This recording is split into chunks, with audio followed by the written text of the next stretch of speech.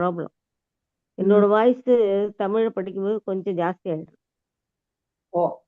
Audio பெருசாயிடுதுன்றீங்களா? ஆமா. ஆடியோனால அவங்களுக்கு கஷ்டமா இருக்கு. ஹரே கிருஷ்ண மாதாஜி, எனக்கு சான்ஸ் கொடுத்தீங்கன்னா நான் என்னோட சொல்றேன் வாய்ஸ் மாதாஜி. தமிழ்ல हरे कृष्णा माता जी। ஹரே கிருஷ்ண மாதாஜி. ஹரே கிருஷ்ணா. हरे कृष्णा माता जी.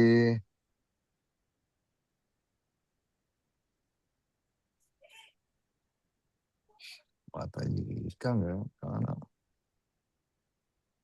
மாதா ஜி. ஹரே கிருஷ்ணா. அது லைவ் போயிட்டு இருக்கேன். நீங்க பேசினா எஸ் ஓகே. ஓகே. ஜெயமாலகி மாதாஜி, நீங்க முன்னாடி பாடியிருக்கீங்களா சிஷ்டாஷ்டகம்? பாடிருக்கேன் Mataji.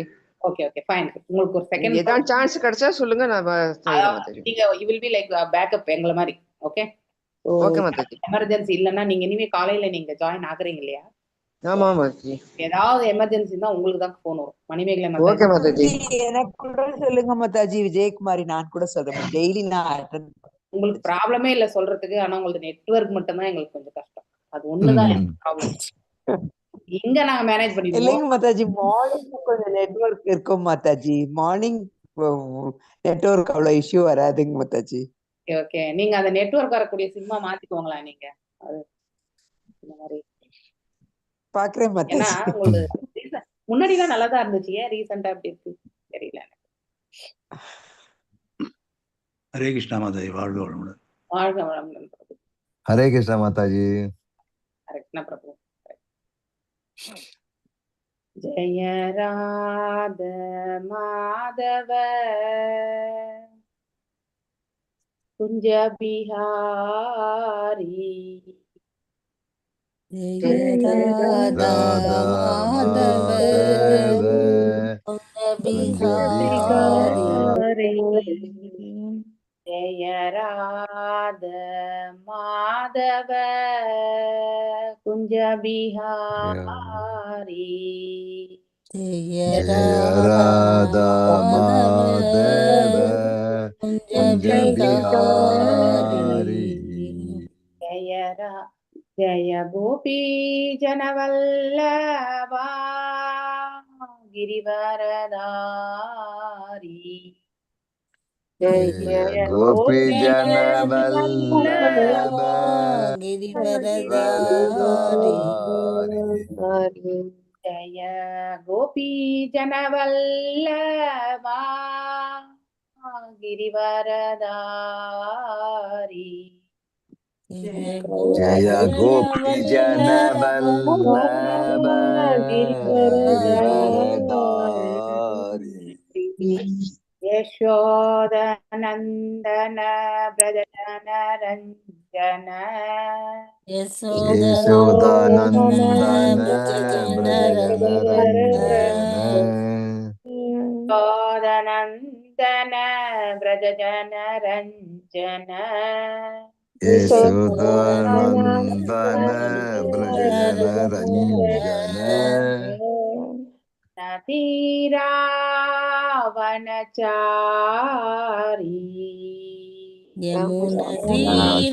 तीरावनचारी. तीरावनचारी. तीरावनचारी.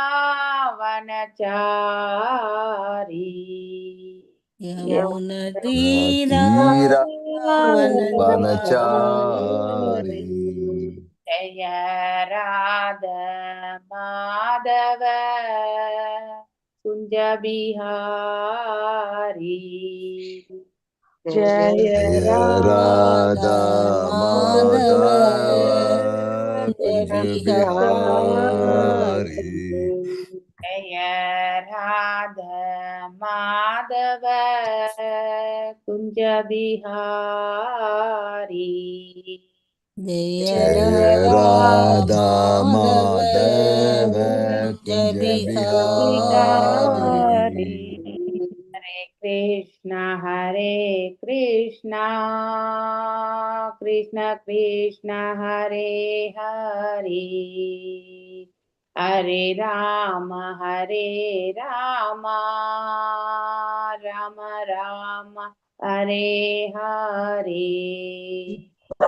Hare Krishna, Hare Krishna, Krishna Krishna, Hare Hare, Hare Hare Rama, Rama, Hare Hare Rama, Rama, Rama Rama Rama, Rama, Hare Hare Hare. Hare. हरे Krishna Krishna Krishna Hare Hare Hare Ram Ram Ram Hare Hare Hare Hare Hare Krishna, Krishna, Hare Krishna, Krishna Krishna Krishna, Hare Hare Hare, Hare, Hare Hare Rama, Hare Rama, Rama, Rama Rama Rama, Rama, Hare Hare Hare. Hare. Krishna Krishna Hare Hare Hare Ram Ram Ram Hare Hare Hare Hare Krishna, Krishna, Hare Hare Krishna, Krishna, Krishna Krishna Krishna, Krishna, Hare Hare Hare, Hare, Hare Hare Rama, Rama, Hare Hare Rama, Rama, Rama Rama Rama, Rama, Hare Hare Hare. Hare. Hare Krishna எல்லாருக்கும் Hare Krishna Hare Mataji. Hare Krishna Mataji, Namaskaram. हरे कृष्ण हरे कृष्णा माता जी। हरे कृष्ण ओम नमो भगवते वासुदेवाय Om Om Namo Om Namo Bhagavate Bhagavate Vasudevaya. Vasudevaya. भगवते वासुदेवाय Om Om Namo Namo Bhagavate Bhagavate Vasudevaya. Vasudevaya. ओम नमो भगवते वासुदेवाय Om Om Namo Om Namo Bhagavate Bhagavate Vasudevaya. Vasudevaya. नारायणं नमस्कृत्यां Narayanam Narayanam Namaskrityam Namaskrityam नरं चैव नरोत्तमं Naram Naram Chaiva Narottamam देवीं सरस्वतीं व्यासं Devim Devim Saraswati Saraswatim Vyasam Vyasam ततो जयाम् उदीरयेत् तो Jaya Mudiraye नष्टप्रायेषु आबद्धेषु Nashta Nashtaprayesha Prayesha Badreshu Bhadreshu नित्यां भगवदसेवयाम् Nityam Nityam Bhagavata Bhagavata Sevayam Sevayam भगवत्य उत्तमश्लोके Bhagavate Bhagavate Uttamashloke Uttamaste भक्तेर्भवति नैस्तिके Bhaktir Bhaktir Bhavati Bhavati Naisti. Nastiki. from Bhagavatam 5th canto first chapter so 17th ஸ்லோகம் 18th ஸ்லோகம் அவ்வளவு வரைக்கும் படிக்கலாம் இன்னைக்கு ஏன்னா நேற்றைய ஸ்லோகம் 2 முடிக்கணும் அதனால okay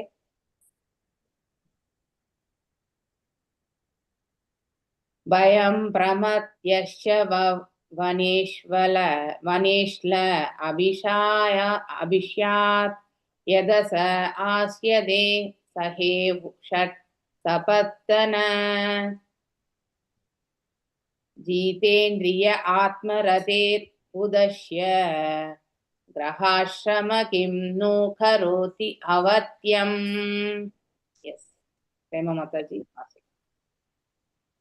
Bhayam brahmasya vaneshla abhisyaத் yadassa asyate hasake shat sabdanah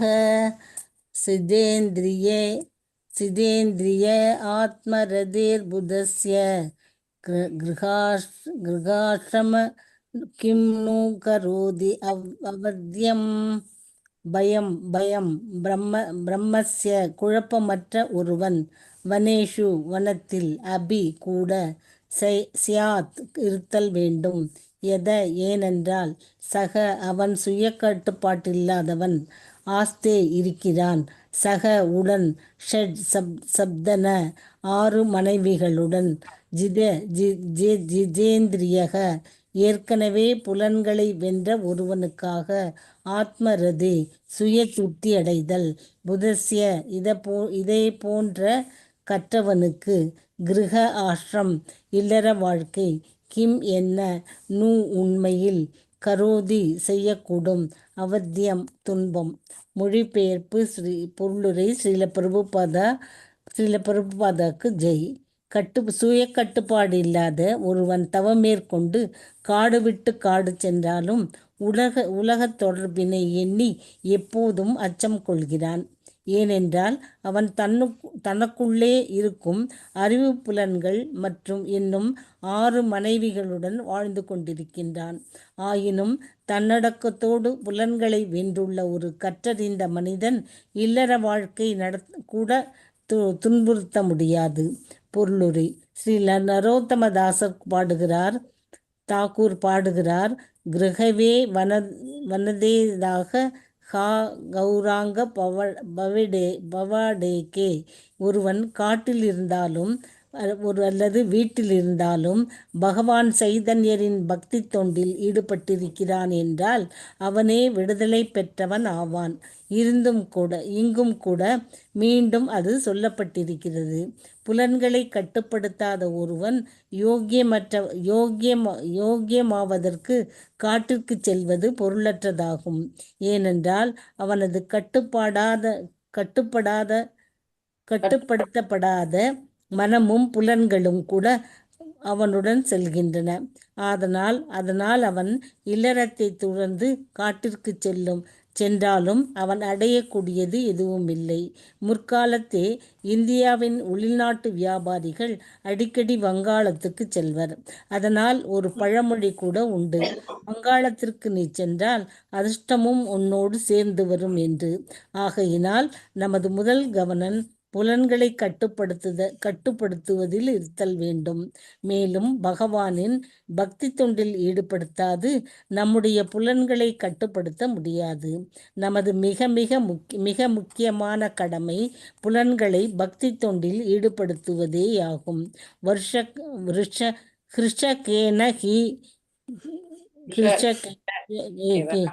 கிருஷகேன கிருஷகேசவ சேவனம் பக்திர் உச்சதே.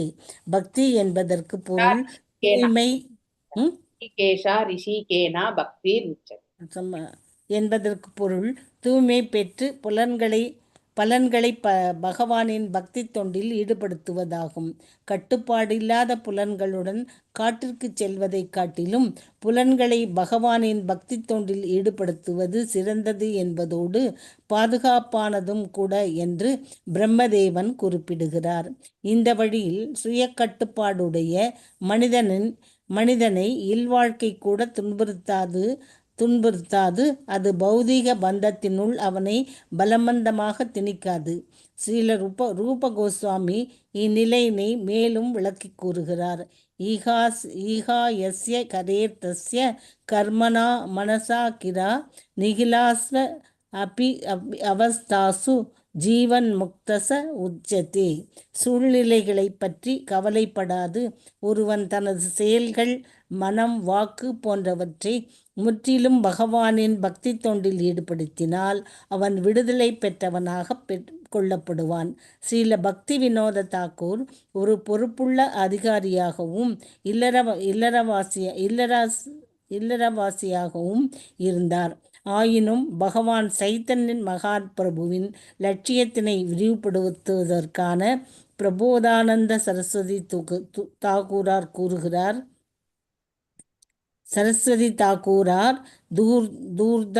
தூர்தான் ஈர்கா நேந்திரிய கால சர்ப்ப படாவி புரோதாத்த தம் ஷட்ராயத்தே என்று கூறுகிறார். தமது புலனுறுப்புகள் நிச்சயமாக நமக்கு மிக பெரிய எதிரிகள். எனவே அவை நச்சு பாம்புகளோடு ஒப்பிடப்படுகின்றன. ஆயினும் பாம்பு தனது விஷப்பற்களை இழந்துவிட்டால் அது அஞ்சத்தக்கதல்ல. அதுபோல பகவானின் பக்தி தொண்டில் ஈடுபடுத்தப்படும் பொழுது அவற்றின் செயல்களை கண்டு அஞ்ச வேண்டியதில்லை. கிருஷ்ண பக்தி இயக்கத்தில் உள்ள பக்தர்கள் இந்த உலகத்தில் தான் செயல்படுகின்றனர். ஆயினும் அவர்களது புலன்கள் முற்றிலும் பகவானின் பக்தி தொண்டில் ஈடுபட்டிருப்பதினால் அவர்கள் எப்போதும் பௌதீக உலகத்திலிருந்து தனித்தே இருக்கின்றனர். ஹரே கிருஷ்ணா மாதாஜி. ஹரிக்கே.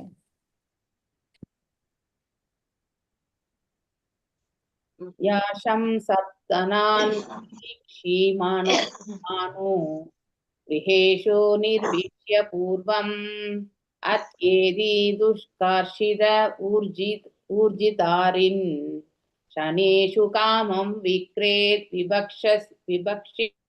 Yes. कलावती माताजी वास. हरे कृष्णा माताजी.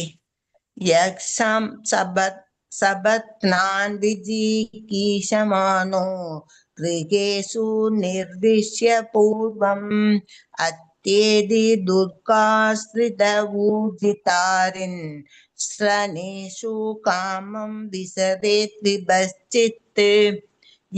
யாரேனும் ஒருவர் ஷட் 6 சபத்னான் எதிரிகள் விஜிகீஷமானார் வெல்வதற்கு விரும்பி கிருஹேசு இல்வாழ்க்கையில் நிர்விஷ்ய புகுந்து யதேத முயல்கின்றனர் பூர்வம் முதலில் அத்தேதி வெல்கிறான் துர்க்க ஆசிரிதக கோட்டையில் இருத்தல் ஊர்ஜித ஆதின் பலமிக்க எதிரிகள் ஸ்ரீநேஷு குறைதல் காமம் காம இச்சைகள் விஷரே செல்கின்றன விபஸ்சித் அனுபவமிக்க கற்றவன். மொழிபெயர்ப்பு.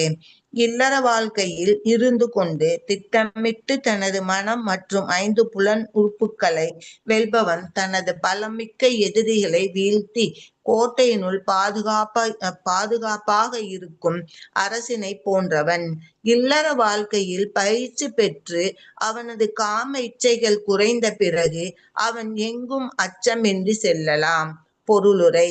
வேத அமைப்பிலுள்ள 4 வர்ணங்கள் மற்றும் 4 ஆசிரமங்கள் என்பவை அறிவுபூர்வமானவை ஆகும். மேலும் அவற்றின் முழு நோக்கமும் ஒருவரை தனது புலன்களை கட்டுப்படுத்தும் திறன் பெற செய்வதாகவே இருக்கிறது. இல்லற வாழ்க்கையில் கிரகஸ்த ஆசிரம ஒருவன் ஈடுபடுவதற்கு முன்னால் அவன் ஜிதேந்திரிய புலன்களை வெல்வதற்கான பயிற்சி அளிக்கப்படுகிறான். இதில் தேர்ச்சி பெற்ற மாணவனே இல்லறத்தில் ஈடுபட அனுமதி அளிக்கப்படுகிறான். மேலும் அவனுக்கு முதலில் புலன்களை வெல்வதற்கான பயிற்சி அளிக்கப்படுவதால் அவன் இல்லற வாழ்க்கையிலிருந்து ஓய்வு பெற்று வானப்பிரஸ்தன் ஆகிறான்.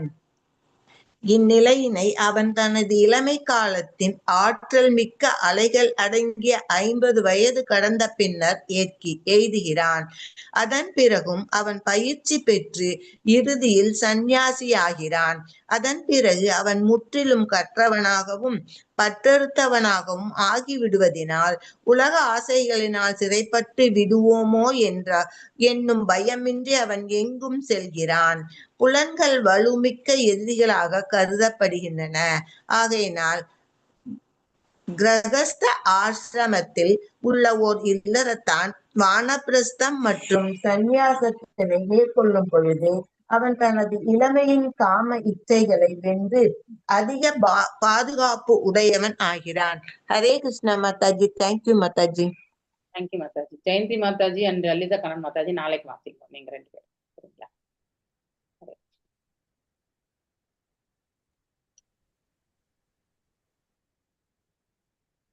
ஈஷா விஷ்புஷ்தம் ஹி அவருந்த மஹேங்க துஹம் சூகம் வாகுண கர்ம சங்காத் ஆஸ்தாய தத்யத் அயுங்கத நாதஷ் ஷஷ்டுஷ்டானந்த இவ நீயமானாக. மேலும் பிரம்மர் இப்ப கண்டினியூ பண்ணிட்டு இருக்கார். யார்கிட்ட பேசிட்டு இருக்கார்? பிரியாவர்த்தனிடத்துல இல்லையா? இதெல்லாம் அதாவது ஒரு இடத்துலயுமே நமக்கு சொல்றது சிமிலரா இருக்கிற மாதிரி தெரிந்தாலும் கருத்துக்கள் பாத்தீங்கன்னாக்கா அவங்க கவர் பண்ணக்கூடிய அந்த விஷயங்களே வேறுபடக்கூடிய அந்த விதத்துலதான் எடுத்துரைக்கிறாங்க. இதுல இருந்து நமக்கு தெரியுது ஒவ்வொரு ஜீவனுமே இந்த பக்குவத்தை உணரக்கூடிய விதம் அவனுடைய புத்திக்கு ஏற்றார் போல இல்லையா, அவர் எவ்வாறு புரிந்து கொள்கிறார் என்பதையும், ஆனா கருத்துக்கள் ஒன்றுதான், ஆனா சொல்லக்கூடிய விதத்துல பாத்தீங்கன்னாக்கா அந்த வேறுபடுத்தக்கூடிய தன்மை வந்து நம்மளால ஒவ்வொரு ஸ்லோகத்திலுமே நம்மளால புரிஞ்சுக்க முடியும். அதை ஆழ்ந்து நம்ம படிக்கணும், அப்போ கண்டிப்பா புரியும். இது வரைக்கும் நம்ம இந்த புலன்களை பற்றியும் மனசை பற்றியும் நிறையவே படிச்சுட்டோம் நம்ம இல்லையா. ஆனா ஒவ்வொருத்தரும் சொல்லக்கூடிய விதமே வந்து அந்த அந்த புலன்களுக்கே உரித்தான செயல்கள் இதெல்லாமே வந்து எடுத்துரைக்கக்கூடிய விதம் வந்து சிறிது வேறுபாடு கண்டிப்பாக இருக்கிறது. இதை நாம இப்போ பிரம்மர் சொல்லிட்டு இருக்கார் யாருக்கு, பிரியாவர்தனுக்கு. அதை நாம இந்த இடத்துல படிக்கும் பொழுது சேம் அதே எழுத்துக்களை நாம எல்லா இடத்துலயுமே பார்க்கல. ஜென்ரலா நம்ம அதை வந்து ஆழ்ந்து படிக்கலன்னா எல்லாம் ஒண்ணுதான், என்ன இருக்கு, வர்ணாசிரமம் அவ்வளவுதான், முடிஞ்சிச்சு. ஸோ நம்ம பகவானுக்கு எல்லாத்தையும் அந்த கருத்து வந்து கரெக்டா எடுத்துட்டு வந்துடுறாங்க. ஆனா அதை எப்படி நம்ம உணர்றதுக்கான அந்த பாதை வந்து ரொம்ப அற்புதமா வந்து ஒவ்வொரு ஸ்லோகத்திலுமே வந்து எடுத்துரைக்கப்படுகிறது. அதனால்தான் பாகவதம் வந்து முதல் முறை படிக்கிறோம், 2வது முறை படிக்கும்போது இன்னும் உன்னிப்பா, 3வது முறை அடுத்தவங்களுக்கு நம்ம அதை எப்படி எடுத்து சொல்லதான் நமக்கு அது நல்லாவே புரிய ஆரம்பிக்கும். நீங்க கூட உங்க வீட்டுல முடிஞ்சா உங்க பேர பிள்ளைங்களுக்கு உட்கார வச்சு ஒரு ஸ்லோகம் ஒரு நாளைக்கு சொல்லி கொடுக்கும். அது உங்களுக்கும் நல்லா புரிய ஆரம்பிக்கும், அவங்களுக்குமே அது வந்து நல்ல ஒரு சிறு வயதுல பதிந்து விட்டா மிடில் ஏஜ்ல அவங்க கொஞ்சம் வந்து பாத்தீங்கன்னா டிஸ்ட்ராக்ஷன் ஆனாலும் அந்த ஆழ்ந்து பதிந்த அந்த உண்மை வந்து அவங்கள வந்து அதிகமான பாதிப்புக்கு எடுத்துட்டு போகாது. அந்த ஒரு அதாவது விதைய வந்து நாம இப்போ போடணும் கண்டிப்பா இல்லையா. பழுதாகாம இருக்கிறதுக்கு வந்து அந்த விதை வந்து பிற்காலத்துல அந்த விதையை வந்து நாம ஆரோக்கியமான, அதாவது என்ன சொல்லுவாங்க, ஸ்டெரிலைசேஷனா, பக்குவப்படுத்துறது, அந்த இதை வந்து நம்ம கண்டிப்பா பண்ணணும். இயற்கையின் பல்வேறு குணங்களுடன் நமக்கு இருக்கும் தொடர்பிற்கேற்ப நமக்கு குறிப்பிட்ட உடலையும் நாம் அடைவதற்கான இன்ப துன்பங்களையும் அளிக்கிறார் இல்லையா. பகவான் வந்து நமக்கு, ஆனா இதுக்கு மூல காரணம் நாம ஒரு உடலை விட்டு பிரியும் பொழுது என்ன ஆசைகள் நாம வச்சிருந்தோமோ இல்லையா, கர்ம பலன்களும் ஆசைகளும் இதுதான் அடிப்படை மூலாதாரமே நமக்கு இல்லையா. அதுல எந்த மாற்றமும் கிடையாது. ஆனா அது சொல்லக்கூடிய விதம் பார்க்கணும் இல்லையா. குறிப்பிட்ட உடலையும் நாம் அடைவதற்கான இன்ப துன்பங்களையும், இந்த வார்த்தை வந்து புதுசுதான் நமக்கு இல்லையா. நாம என்ன இன்பத்தை அனுபவிக்கணும், நம்ம இது வரைக்கும் படிச்சது கர்ம பலன் தான் படிச்சோம். அந்த கர்ம பலன் நல்லதும் இருக்கும் கெட்டதும் இருக்கும் நமக்கு. ஏன்னா அது நாம் ஆல்ரெடி விதைச்சிருக்கோம் இல்லையா. இந்த ஜென்மத்துல நான் என்ன விதைக்கிறேனோ அதை நான் அடுத்த ஜென்மம் என்று இருந்தால் நான் கண்டிப்பாக அதை அனுபவித்துதான் ஆகணும். அதை நாம் என்னைக்குமே பாஸ் பண்ண முடியாது இல்லையா. அதை நான் கடந்து செல்ல முடியாது. நான் வந்து அந்த கர்மத்தை வந்து நான் கண்டிப்பா அனுபவித்துத்தான் தீரேன். அது யாராலையுமே வந்து மாற்றி அமைக்க முடியாது. ஆனா இறைவன் அருள் நமக்கு கிடைக்கக்கூடிய வாய்ப்பு பெறும். எதனால் என்றால் அவர் தொண்டில் நாம் ஈடுபடுத்தோம், அவ்வளவுதான். அந்த கடலை வந்து நம்ம வந்து அப்படியே சுலபமா வந்து கடந்து செல்றதுக்கான மார்க்கம் வந்து நமக்கு கிடைக்கும். That is the plus point of the devotional service. இல்லைன்னா அதை வந்து நம்ம மனசு புத்தி இல்லையா, இங்க பின்னாடி வரக்கூடிய ஸ்லோகம் BMW ஞாபகம் வச்சுக்கோங்க. BMW கார் ஞாபகம் வச்சுட்டீங்கன்னா பாடி மைண்ட் அண்ட் வேர்ட்ஸ், இந்த 3மே ஞாபகம் வச்சுக்கணும். இந்த 3 நம்ம வந்து துன்பம் அடைவோம். உடலால வருத்தம், மனதால வருத்தம், வார்த்தைகளால வருத்தம், இதெல்லாம் நாம கண்டிப்பா ஃபேஸ் பண்ணி ஆகணும். ஓகே. அதனால் ஒருவன் தான் இருக்கும் நிலையில் அப்படியே இருந்து விழிகளுடைய ஒருவன் குருடனை வழிநடத்தி செல்வதை போல முழுமுதற் கடவுளால் நடத்தி செல்லப்பட வேண்டும். எவ்வளவு அழகான ஓமை இது இல்லையா. இது வரைக்கும் நாம படிச்சிருக்குமா இந்த ஓமையே? கண்டிப்பா கிடையாது இல்லையா. நமக்கு 2 விழிகளுமே இருக்கு, ஆனா அகக்கண்கள் கிடையாது. நமக்கு இருக்கிறது புறக்கண்கள். பகவானுக்கு இருக்கிறது என்னது? அவர் தெய்வீகமான நிலை இல்லையா. நமக்கு உள்ளேயும் வெளியுமே நம்முடைய நன்மை என்ன என்றது வந்து தெரிந்தவர் இல்லையா. அதனால நம்மளை வழிநடத்தி செல்லக்கூடியவர் அவர் தான். நிமித்த மாத்திரம்தான் நம்ம செயல்பட போறோம் அப்படிங்கிறது வந்து பகவத்கீதையிலுமே நமக்கு எடுத்துரைக்கப்பட்ட, நீ நிமித்தமாக செயல்படு இல்லையா. சத்யசாஷின் அப்படின்னு சொல்லிட்டு பகவான் வந்து சொல்றாரு அர்ஜுனருக்கு இல்லையா. ஆனா நம்ம இங்க என்ன, அது ஜெனரல் ரூல், அர்ஜுனுக்கு கிடையாது. அந்த அட்வைஸ் எல்லாமே நமக்கு தான்.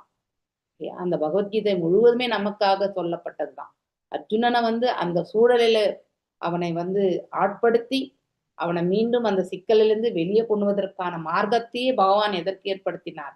அவனையா கொஞ்சம் பக்குவப்படுத்தினாலும் அதுல பிற்காலத்துல வரக்கூடிய பக்குவமற்ற மனிதர்கள் வந்து இந்த பிரபஞ்சத்துல வாழ்ந்து மிகவும் கடினமான சூழ்நிலைகளை எதிர்கொள்ளக்கூடாது, வாழ்க்கையை வந்து பக்குவப்படுத்திக்கணும் அப்படிங்கிறதுக்காக இந்தந்த சூழ்நிலை வந்தால் இவ்வாறு நாம செயல்படணும் அப்படிங்கிற கருத்துக்களை கொடுத்து நமக்கு வந்து பகவத்கீதை கொடுத்தார் இல்லையா? அது போல இந்த செயலுமே வந்து பாகவதத்துல வாசிக்கிறோம். இதுவுமே பகவத்கீதையில சொல்லப்பட்ட இன்ஸ்ட்ரக்ஷன் தான். சைத்த குருவாக இருந்து நான் உள்ளிருந்து அவனை வழி நடத்துகிறேன் அப்படின்ட்டு பகவான் சொல்றார். அதேதான் இங்க. ஆனா சொல்லக்கூடிய விதம் வேறு இல்லையா? இருந்து விழிகளுடைய ஒருவன் இல்லையா? நமக்கு ஒரு குருடனுக்கு நீங்க கண்டிப்பா ரோட்ல பார்க்கலாம். ஒரு 4 பேர் குருடர்கள் இருந்தா அவங்களோட ஒரு கண்ணு தெரிஞ்ச ஒரு ஆசாமி இருப்பார் இல்லையா? ஒரு பெண்ணோ ஒரு ஆணோ இருப்பாங்க. அவங்க என்ன பண்ணுவாங்க, அவங்கள எல்லாருமே வழி நடத்தி அழைச்சிட்டு போவாங்க. யார்கிட்டயாவது காசு கேட்கறதுமே வந்து அவங்களுக்கு வாங்கி அவங்களுடைய இதுல போடுவாங்க. இதெல்லாம் நம்ம பார்க்கிறோம் இல்லையா? அது போலதான் நம்முடைய வாழ்க்கை இங்கே. அந்த குருடரை போலதான் நாம அலைஞ்சுட்டு இருக்கோம் இங்க. அப்போ பகவான் என்ன பண்றார், அந்த பெண்மணியை போலவே அந்த ஆணை போலவே நம்மளோட இருந்து நீ இப்படி போ, இப்படி போனா உனக்கு கிடைக்கும், ஸோ நீ என்ன அடையணுமோ அது கிடைக்கும் அப்படிங்கிறது எல்லாமே வந்து பகவான் நமக்கு வழி நடத்துறார். ஸோ உலகியல் வழிமுறைகளினால் ஒருவன் தனது குறிப்பிட்ட உடலுக்கே சரியான உரிதான இன்பத் துன்பங்களை விலக்கிவிட முடியாது. 100% இல்லையா? உபதிரவங்கள் இப்போ நம்ம உடல் கூட பார்த்தீங்கன்னாக்கா உள்ளும் புறமும் வந்து உபதிரவங்கள் இருக்கு. வயது ஆக ஆக நமக்கு வலியும் வேதனையுமே அதிகரிக்கிறது இல்லையா? சிறு பிராயத்துல நம்ம தாங்கி கொண்ட அந்த வலியை வயதான பிறகு தாங்குவது என்பது கஷ்டமா இருக்கு. ஏன்னா உடல் வந்து நிறையவே உழைச்சாச்சு. ஒரு ஓல்டு மிஷின் எப்படி ரன் பண்ணோம் அது மாதிரிதான் நம்ம உடலுமே. ஸோ நிறைய அந்த ஃப்ரிக்ஷன் வந்து நிறைய ஆயிடும் இல்லையா? அதாவது உராய்ப்புன்னு சொல்லுவாங்க இல்லையா? அதனுடைய வலி வந்து அதிகமாக தெரியும் நமக்கு. ஏன்னா எல்லாமே ஒரு டயரிங்கான இருக்கக்கூடிய இந்த நரநாடிகள் கூட பார்த்தீங்கன்னா எவ்வளோ ஆண்டுகள் வேலை செஞ்சாச்சு இல்லையா? இந்த ஹிருதயம் நிறைய ஆண்டுகள் வேலை செஞ்சாச்சு. இந்த காற்றுப்பையா இருக்கக்கூடிய அதாவது கல்லீரல், அதுக்கப்புறம் இந்த இதெல்லாமே வந்து நிறைய வேலை செஞ்சாச்சு இல்லையா? கிட்னியும் பார்த்தீங்கன்னாக்கா நிறைய பியூரிஃபிகேஷன் ஆஃப் பிளட் எல்லாமே செய்துட்டு தான் இருக்கு. அது எல்லாமே வயிறுமே வந்து சாப்பாடு நிறைய சாப்பிட்டாலுமே அது எடுத்துக்குது இல்லையா? பசியா இருந்தாலுமே அது வந்து பட்னியும் அக்செப்ட் பண்ணிக்குது. இப்படி எல்லாமே கடினமான சூழ்நிலைக்கு நம்ம உள்ள இருக்கக்கூடிய உறுப்புகள் எல்லாத்தையுமே நம்ம வந்து உபயோகப்படுத்துறோம். ஆனா அதெல்லாம் சங்கடப்படுதுன்றத வந்து நம்ம தெரியாமலே உபயோகப்படுத்துறோம். எஸ்பெஷலி நாம இந்த மிடில் ஏஜ்ல இருக்கும் பொழுது இல்லையா? ஸோ யவ்வன பருவத்துல இருந்து மிடில் ஏஜ் அந்த வயசுல எது சொன்னாலுமே ஏறக்கூட ஏறாது. எஸ்பெஷலி 18-20 வயசுல நம்ம எது சொன்னாலுமே மைண்ட்ல ஏறவே ஏறாது. நம்ம செய்யறது மட்டும்தான் ரைட் அப்படின்னு நம்ம எடுத்துட்டு போகக்கூடிய மனப்பாங்கோட தான் செயல்படுவோம். ஆனால் வாழ்க்கையில அடிபட்ட பிறகு இப்ப அந்த அந்த இதை வந்து ஆலோசனை பண்ணும்பொழுது நம்ம கடந்து வந்த பாதையை வந்து பின்னோக்கி நோக்கும் பொழுது எந்த இடத்துல எல்லாம் நம்ம வந்து தவறு இழைச்சோம் அப்படின்னு பார்த்தா கண்டிப்பா நிறைய தவறுகள் நம்ம வந்து லிஸ்ட் அவுட் பண்ணலாம் இல்லையா? நிறைய தவறுகள் நம்முடைய சுபாவம், நடத்தை, பேச்சு இதெல்லாமே நம்ம எப்படியெல்லாம் பேசியிருக்கோம் அப்படிங்கிறது எல்லாமே எப்பவுமே நம்முடைய குறைகளை பற்றி தான் நாம் அலசணும். அவ்வாறு நாம் அலசும் போது என்ன ஆகும்னாக்கா இனிமேல் அந்த குறைகள் இல்லாம செய்யறதுக்கான செயல்களை வந்து நாம மாற்றி அமைத்துக் கொள்ளணும். செயல்கள் எல்லாம் செய்யப்படும் விதத்தை மாற்றி அமைக்கணும். செயல்கள் நம்ம ஒன்றும் பண்ண முடியாது. என்ன செயல் செய்யணும்ன்ற விதிக்கப்பட்டிருக்கோ அது கண்டிப்பா நாம் செய்துதான் ஆகணும். ஆனா செய்யக்கூடிய விதத்தை நாம வந்து பக்குவப்படுத்துறதுக்கு முயற்சி பண்ணணும். அதுக்காக தான் நம்ம அதை ஆசைப்படணும். அதை வந்து வருந்தி வருந்தி உட்கார்ந்து இருந்தோம்னா என்ன பிரயோஜனமும் கிடையாது. அதை வந்து எவ்வாறு கையாள்வது என்பதை வந்து நாம அந்த அந்த சூழ்நிலையை வந்து மோசமான ஒரு பாதையை எடுத்துக்காம ஓரளவுக்கு நம்ம வந்து எடுத்துட்டு போகக்கூடிய அந்த பாதையை வந்து எப்படி எடுத்துட்டு போக முடியும்? நம்ம கடந்து வந்த அனுபவங்களை வந்து நாம் அலசி பார்க்கும் இன்னும் கொஞ்சம் இப்படி பண்ணியிருந்தா அந்த பாதிப்பு நம்ம ஏற்படுத்த இல்லாம இருக்கலாம் இல்லையா? இல்லையா? எல்லாருக்குமே நல்லா நல்ல ஒரு சுச்சுவேஷன்ல நம்ம வச்சிருக்கலாம் இல்லையா? அப்படிலாம் நமக்கு யோசிக்க தோணும் இல்லையா? ஸோ இதெல்லாம் நம்ம கடந்து வரணும். ஒரு குறிப்பிட்ட அளவில் இன்ப துன்பங்களை அனுபவிப்பதற்கு விதிக்கப்பட்டிருக்கின்றன. ஏன்னா அது எல்லாமே நம்ம கர்ம பலன்கள். அதை நம்ம மாற்றி அமைக்கவே முடியாது. முதற் கடவுளின் கட்டளைக்கேற்பவே இது இன்ப துன்பங்கள் அனுபவிக்கிறோம். ஸோ இதை நாம சஃபர் பண்ணணும், இதை வந்து என்ஜாய் பண்ணணும் அப்படிங்கிறது எல்லாமே வந்து பகவானுடைய கட்டளை. உண்மையிலே அந்த குருஷேத்திர போர்ல அத்தனை உயிர்கள் வந்து மடிந்த போது கிருஷ்ணர் வந்து ரொம்ப மன வருத்தம் பட்டார் அப்படின்றதுமே நம்ம சில சுச்சுவேஷன்ஸ் எஸ்பெஷலி அபிமன்யுனுடைய மரணத்தின் போது இல்லையா? அதெல்லாம் அவர் உணர்ந்தது. ஸோ பக்தர்களுடைய மரணமாக இருக்கும் பொழுது பகவான் அவனுடைய வலியும் வேதனையுமே அவர் தான். ஏன் பீஷ்ம பிதாமகர் அந்த அன்பு படுக்கையில படுத்திருக்கார் இல்லையா? அந்த வலியும் வேதனையுமே பகவானுமே அனுபவித்தார். ஐ திங்க் எங்க படிச்சோம், ஐ திங்க் இப்போ நம்ம படிச்சுட்டு இருக்கோம் இல்லையா? பீஷ்மா இது எஸ் கரெக்ட். ஸோ அந்த இதுல வரும் அந்த வலியும் வேதனையுமே பகவானுமே அனுபவிக்கிறார் என்று சொல்லப்படும். பக்தர்களுடைய வேதனை வந்து, அதாவது ஒரு ஜீவனுடைய வேதனை பகவானிடத்திலுமே அந்த அனுபவம் இருக்கும் அப்படின்றது சொல்லப்படும். அவர்தான் சுகிப்பவர் என்று படிக்கிறோம் இல்லையா? நம்முடைய இன்ப துன்பங்கள் எடுத்து வரும்பொழுது அதனுடைய தாக்கம் என்பது அவருக்குமே அது தெரியும். என்ன ஜீவன்கள், அவர் தான் கருணை உள்ளம் இல்லையா? எந்த ஜீவனுமே சங்கடப்படக்கூடாது என்னக்கூடியவர். அப்படி இருக்கும் பட்சத்துல இந்த ஜீவன்கள் எல்லாம் சங்கடப்படும் பொழுது அவருக்கும் அந்த சங்கடம் என்பது உணரப்படும். நாம் எல்லாரும் ஆனந்தம் கொள்ளும் பொழுது இல்லையா? அப்படின்னா ஆனந்தம் என்பது நாம பக்தி தொண்டுல தான் வரும். அந்த மனதுல வரக்கூடிய அந்த ஆனந்தம் இல்லையா? அதாவது பேரானந்தம், சிற்றின்பம் கிடையாது, பேரின்பம். அதனுடைய பாதிப்பு பார்த்தீங்கன்னாக்கா ஆனந்தம் மயப்படுறது வந்து பகவான் தான். இது ஆனந்தமயா. ஓகே, அதுலயுமே ஹையஸ்ட் அவர் தான். ஸோ பகவானுடைய பின்ன பகுதிகள் என்று சொல்லப்படுவது எதனாலன்னா, நாம் எல்லாரும் அனுபவிக்கக்கூடிய ஒரு நம்ம கிட்ட இருக்கக்கூடிய இந்த குணாதிசயங்கள் எல்லாமே பகவான்கிட்ட இருந்து வந்ததுதான். சிறியதளவு எல்லாமே நம்ம கிட்ட. ஆசை என்பதும் அவரிடத்துல இருந்து வந்ததுதான் இல்லையா? எல்லா பண்புகளுமே வந்து அவரிடத்துல இருந்து வந்ததுதான் நம்ம கிட்ட. ஆனா அதை நாம் என்ன பண்றோம்? இந்த 3 குணங்களால நாம் என்ன ஆகிறோம்? நம்ம கரெக்ட் ஆயிடுறோம். பகவான் 3 குணங்களுக்கு அப்பாற்பட்ட நிலையிலிருந்து அதை நோக்குகிறார், செயல்படுத்துகிறார். மேலும் வந்து அவர் இங்க செயல்பட வேண்டிய அவசியமும் கிடையாது இல்லையா? 3 குணங்களுக்கு அப்பாற்பட்ட நிலையிலிருந்து அது எல்லாத்தையுமே அவர் வந்து எதிர்கொள்கிறார். அதனால எந்த பாதிப்புமே கிடையாது. ஆனா நாம அப்படி கிடையாது. இந்த 3 குணங்கள், அதாவது குணங்களோட நாம் என்ன ஆகிறோம்? உழண்டு கொண்டிருக்கிறோம். அதனால நம்மளால சங்கடத்தை சங்கடமாதான் நாம் நினைக்கிறோம். ஆனந்தத்தை வந்து பேரானந்தமா நினைக்கிறது இல்ல. நம்முடைய இலக்கே வந்து சிறிய ஆனந்தத்திற்கு எடுத்து சென்று விடுகின்றோம். அதனால என்ன ஆகிறோம்? மீண்டுமே வந்து நம்ம இந்த உலகத்துல சிக்கிக் கொள்ளக்கூடிய அந்த வாய்ப்புக்கு தள்ளப்படுகின்றோம். Okay, sorry. ஸோ மேலும் அவரது எண்ணத்திற்கேற்பவே நாம் நமது உடல்களை பெற்றிருக்கின்றோம் இல்லையா? அவரது எண்ணத்திற்கேற்ப இல்லையா? அதாவது பகவானுடைய எண்ணத்திற்கேற்ப அப்படின்னா, நாம செய்த கர்ம பலன்களை தான் அவர் வந்து நமக்கு வழங்குகிறார். ஸோ இந்தந்த கர்மங்கள் செய்திருக்கக்கூடிய இவனுக்கு இது வழங்கப்படுகிறது என்பது அவருடைய திட்டம். அந்த திட்டத்திற்கேற்பதான் நமக்கு இந்த ஒரு பர்டிகுலர் உடல் இல்லையா? ஒருத்தர் குட்டையா இருப்பாங்க, ஒருத்தர் நெட்டையா இருப்பாங்க இல்லையா? ஸோ ஒருத்தர் வந்து நல்ல செல்வந்தர் வீட்டுல பிறந்திருப்பாங்க, ஒருத்தர் வந்து பரம ஏழையா இருந்திருப்பாங்க இல்லையா? பரம ஏழையா இருக்கிறவங்க முந்தைய ஜென்மத்துல நிறைய பேரை ஏமாத்திருப்பாங்க. இது உண்மை. ஓகே, நிறைய பேரை நாம் ஏமாத்துறோம். நிறைய பாவங்கள் பண்ணவங்க வந்து இந்த மாதிரி ஒரு சூழ்நிலைக்கு தள்ளப்படுகிறார்கள். ஸோ நம்ம அதனால இருக்கும் காலம் வரைக்குமே I think that is a cobbler story, நீங்க கேட்டிருப்பீங்க இல்லையா? ஒரு செருப்பு தைக்கிறவன் அவனுடைய முந்தைய பிறவில வந்து அதாவது இந்த ஜென்மத்திலையுமே அதே அவன் வாழ்ந்த அந்த வீட்டுக்கிட்டேயே வந்து செருப்பு தைச்சுட்டு இருப்பான் இல்லையா? அவனுடைய பிள்ளைகளாலே, அதாவது வரக்கூடிய அந்த வம்சத்தினாலே அவன் வந்து விரட்டி அடிக்கப்படுகின்றான். ஸோ முந்தைய ஜென்மத்துல அவன் எப்படி கருமியா இருந்திருக்கான். அதாவது யாருக்குமே வந்து ஒரு நன்மை செய்தது கிடையாது. ஓகே, இறை தொண்டிற்குன்னு ₹1 செலவு பண்ணது கிடையாது இல்லையா? ஆஸ்திகளை வந்து சம்பாதிக்கிறது ஒண்ணுதான் குறிக்கோளா வச்சு நிறைய பேர் இடத்துல மோசம் செய்து அவன் வந்து ஆஸ்திகளை சம்பாதிக்கிறான். ஸோ இப்ப இந்த ஜென்மத்துல அவன் வந்து எந்த மாதிரியான ஃபாரின் கார்ல கூட அவன் போகலாம். ஆனா அடுத்த ஜென்மத்துல அவனுடைய நிலை எப்படி இருக்கும்ன்றது வந்து அந்த செருப்பு தைக்கக்கூடிய அந்த தொழிலாளியுடைய கதையை நாம முன்னாடி உங்களுக்கு சொல்லியிருக்கேன் இல்லையா? முந்தைய ஜென்மத்துல கர்மியா இருந்து அவனுடைய மரணத்துக்கு ஒருத்தருக்குமே வந்து ஈகை பண்ணது கிடையாது. அதனால என்ன ஆனா அடுத்த பிறவி அவன் செய்த பாவ செயல்களுக்கு அவன் வந்து செருப்பு தைக்கக்கூடிய அந்த கீழான நிலையில வந்து இருக்கக்கூடிய ஒரு இடத்துல சண்டாளனா இருக்கக்கூடிய அந்த இதுலயுமே அவன் வந்து செயல்கள். ஸோ அப்படிப்பட்ட நிலையில அவனுடைய பிறவி அமைக்கப்பெறுகிறது. ஸோ அந்த பங்களாக்கு முன்னாடி உட்கார்ந்து இவன் செருப்பு தைச்சிட்டு இருந்தா அங்க இருக்கக்கூடிய அவனுடைய பேர பிள்ளைகளே வந்து பேர பிள்ளைகள் எல்லாமே அடிச்சு விரட்டுறாங்க. ஸோ இது நாம நாரத மகரிஷியினுடைய கதையில இருந்து படிக்கிறோம்னு நினைக்கிறேன். இது எப்ப ரொம்ப ரொம்ப ரொம்ப வருஷங்களுக்கு முன்னாடியே படிச்சது இல்லையா? மேபி 21, 22ல இந்த மாதிரி கதையை நம்ம அதே level 1 கிளாஸஸ்ல இது வரும் இல்லையா? Cobbler story especially level 1 or level 2 அங்க படிச்சிருப்பாங்க.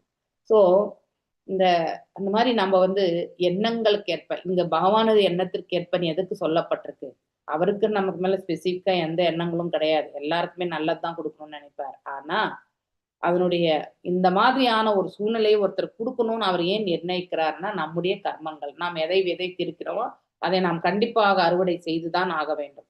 யாருமே நம்முடைய பாவத்தை வந்து யாருமே எடுத்துக்க போறது கிடையாது இல்லையா? நாம செய்த பாவத்தை நாம தான் அனுபவிக்கணும். ஸோ இந்த கனெக்ஷன் இருக்குன்றது தெரிஞ்சா நிறைய பேர் தவறே செய்ய மாட்டாங்க. இல்லையா? வாழ்க்கையினுடைய உண்மையான தாத்பரியத்தை உணர்ந்தால் தவறு என்பது கண்டிப்பாக இழைக்கப்படாது.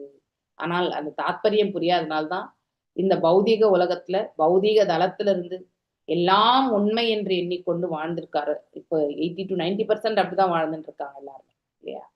ஆகையினால் விழிகள் உடையவனால் குருடன் வழிநடத்தி செல்லப்படுவது போல் நாம் முழுமுதற் கடவுளால் வழிநடத்தப்படுவதற்கு சம்மதித்தல் வேண்டும். அதுவுமே ஏன்னா அவருடைய உயர்வான ஸ்தானத்தை உணர்ந்தால் மட்டும்தான் அந்த சம்மதமே வரும். இல்லை என்றால் கடவுள் ஒருத்தர் இல்லை என்ற நிலைக்கு நாம தள்ளப்படுகிறோம். அப்ப இன்னும் மோசமா அந்த சூழ்நிலையை கையாண்டு இன்னும் பாவமான செயல்கள் செய்து இப்ப எடுத்திருக்கக்கூடிய பிறவியை விட இன்னும் மோசமான ஒரு பிறவிக்கு நாம தள்ளப்படுகின்றோம். ஓகே, ஸோ இது இறை உணர்வு இல்லைன்னா அந்த ஜீவன் நல் மார்க்கத்தை பெறாது. 100%. எச்சூழலிலும் நாம் பரமபுருஷ பகவானால் நமக்கு ஒதுக்கப்பட்ட நிலையில் அப்படியே இருந்து கொண்டு அவரது உபதேசங்களை பின்பற்றினோம் என்றால் நாம் நிறைவு எய்துவோம். நாம எப்படி திருப்திப்படுவோம்? இறைவன் நமக்கு கொடுத்திருக்கக்கூடியது இதுதான். இதை கொண்டு நாம் ஆனந்தம் பெற வேண்டும், நம்முடைய கடமையை நிறைவேற்ற வேண்டும். அப்படிப்பட்ட ஒரு பாவத்தை வளர்த்துக்கணும்.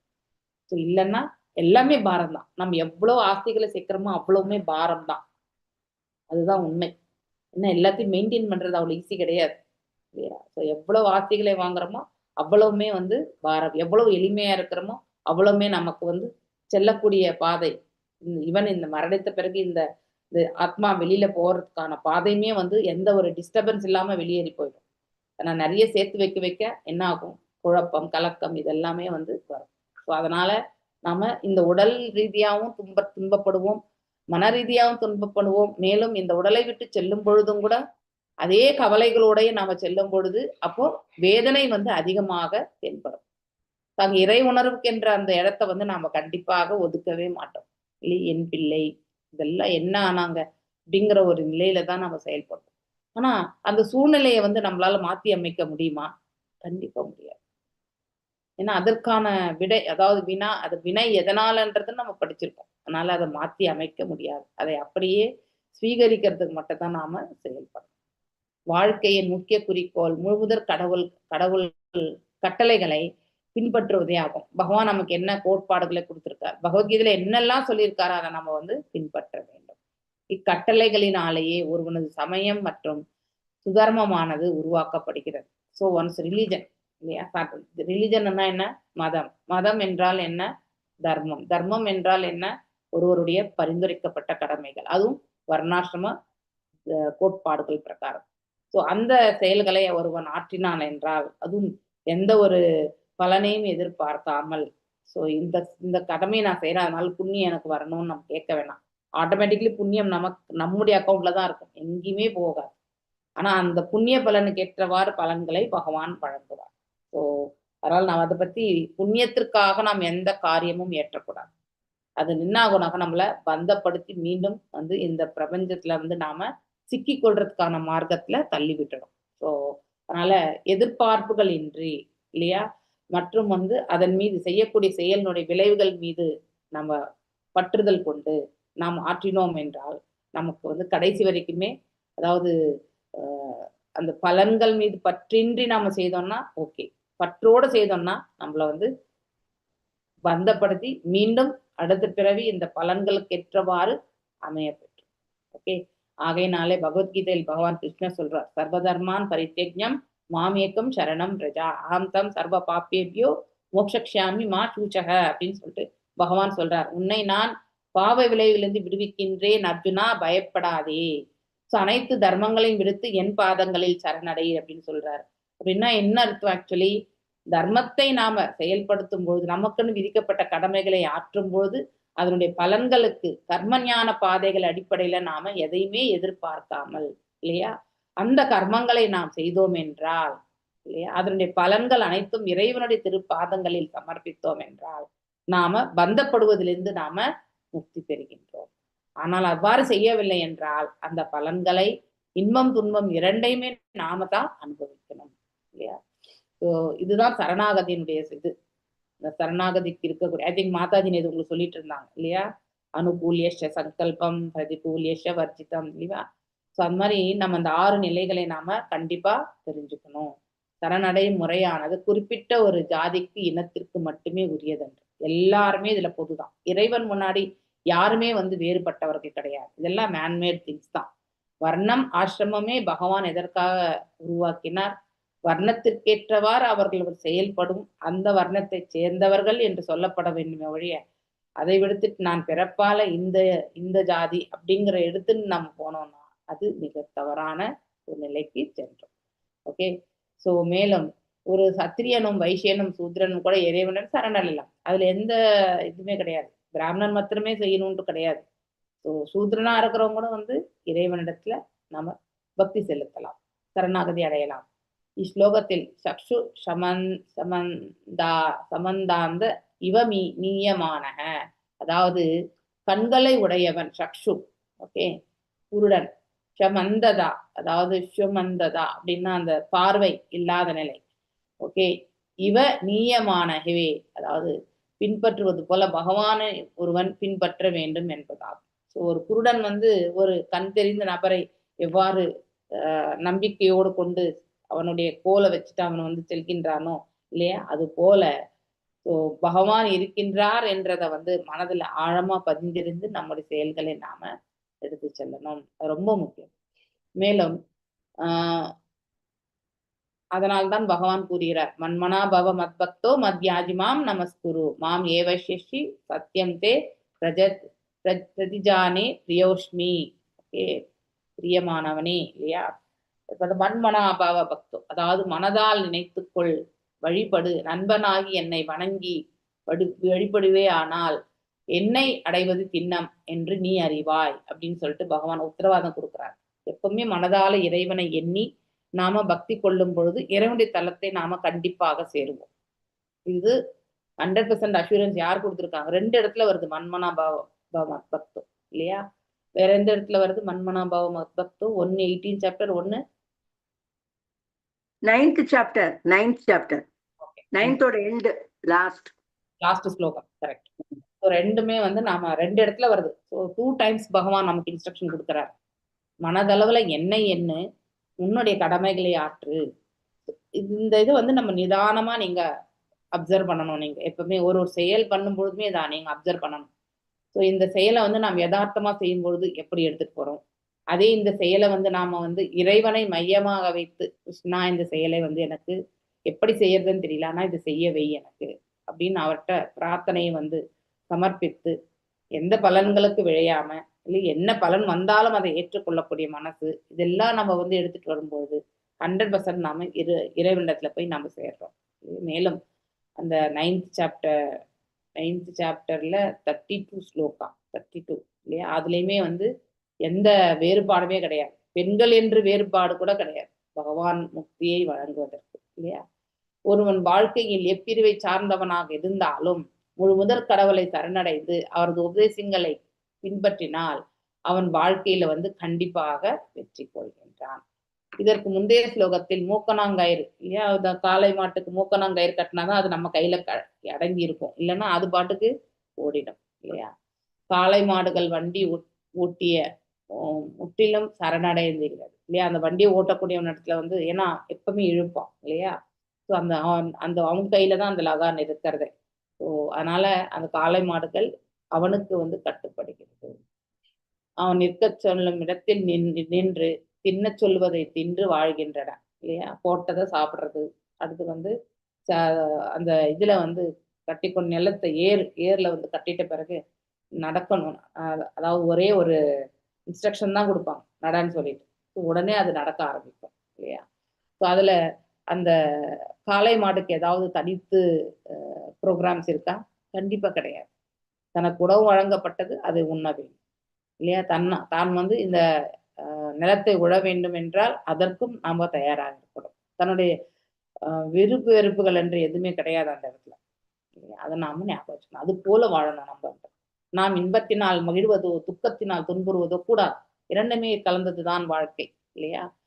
ஸோ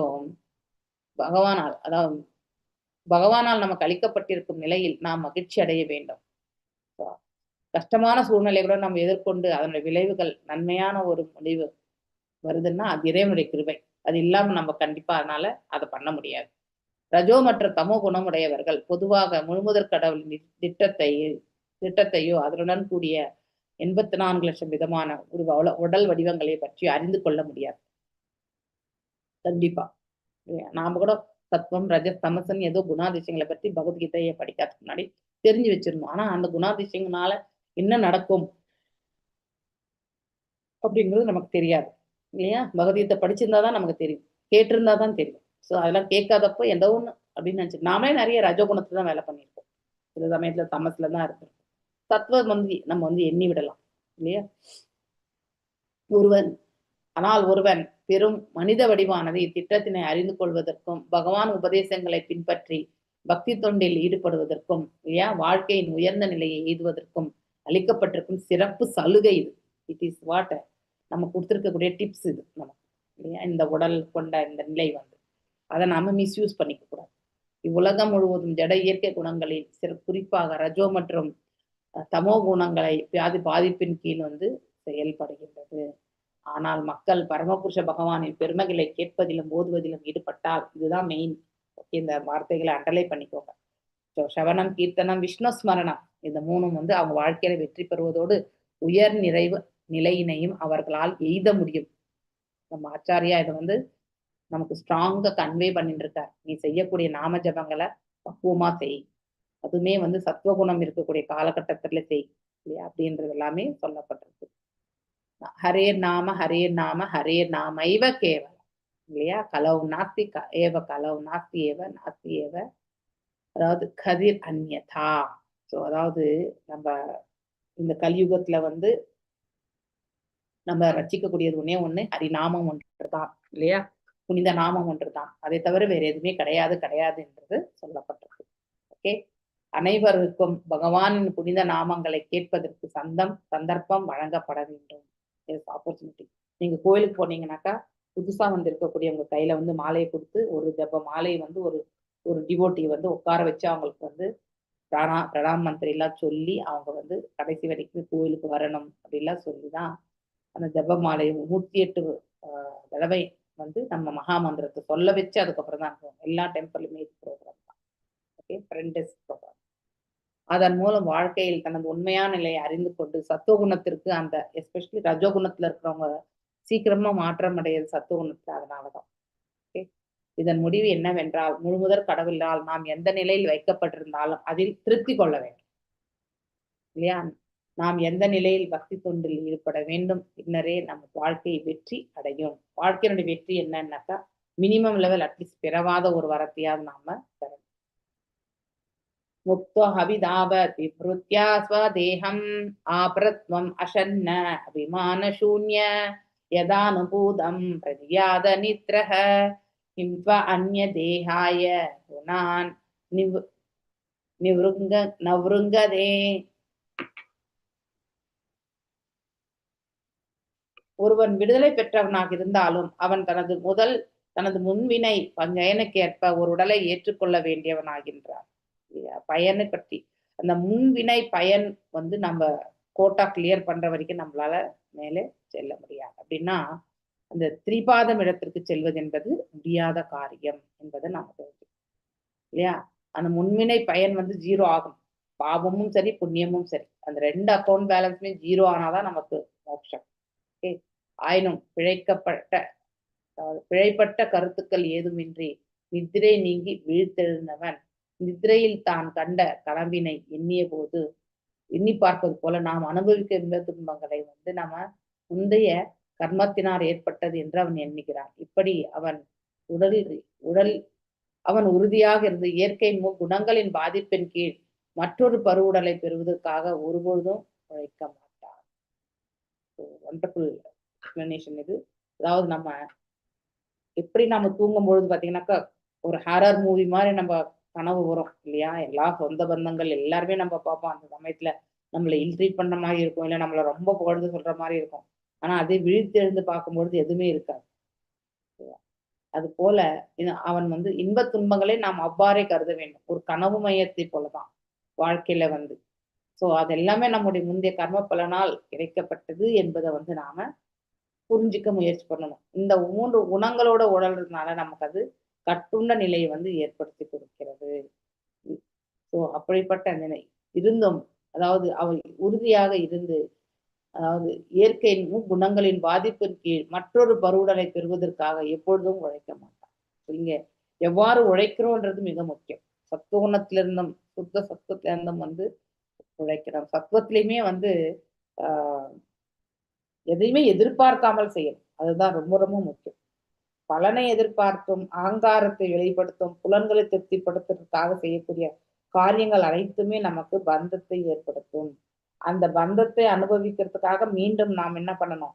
வேறு ஒரு எந்திரத்தை ஏந்தி இந்த பிரபஞ்சத்துல நாம வந்தாக வேண்டிய சூழ்நிலை. மேலும் இந்த ஐயத்திற்கு பதில் கூறும். ஃபார் எக்ஸாம்பிள், ஆனால் தானும் ஆன்மீக முன்னேற்றத்திற்கு உண்டான தடைகளையும் அதே வகையான தடைகளை ஏற்றுக்கொள்ள வேண்டும். ஸ்லோகம் 16.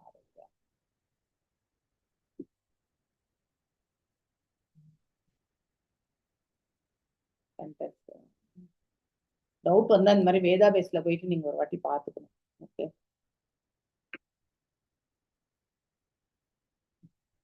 one who engages in, நீங்க தான் படிக்கிறோமா இல்லை இங்க படிக்கிறோம்?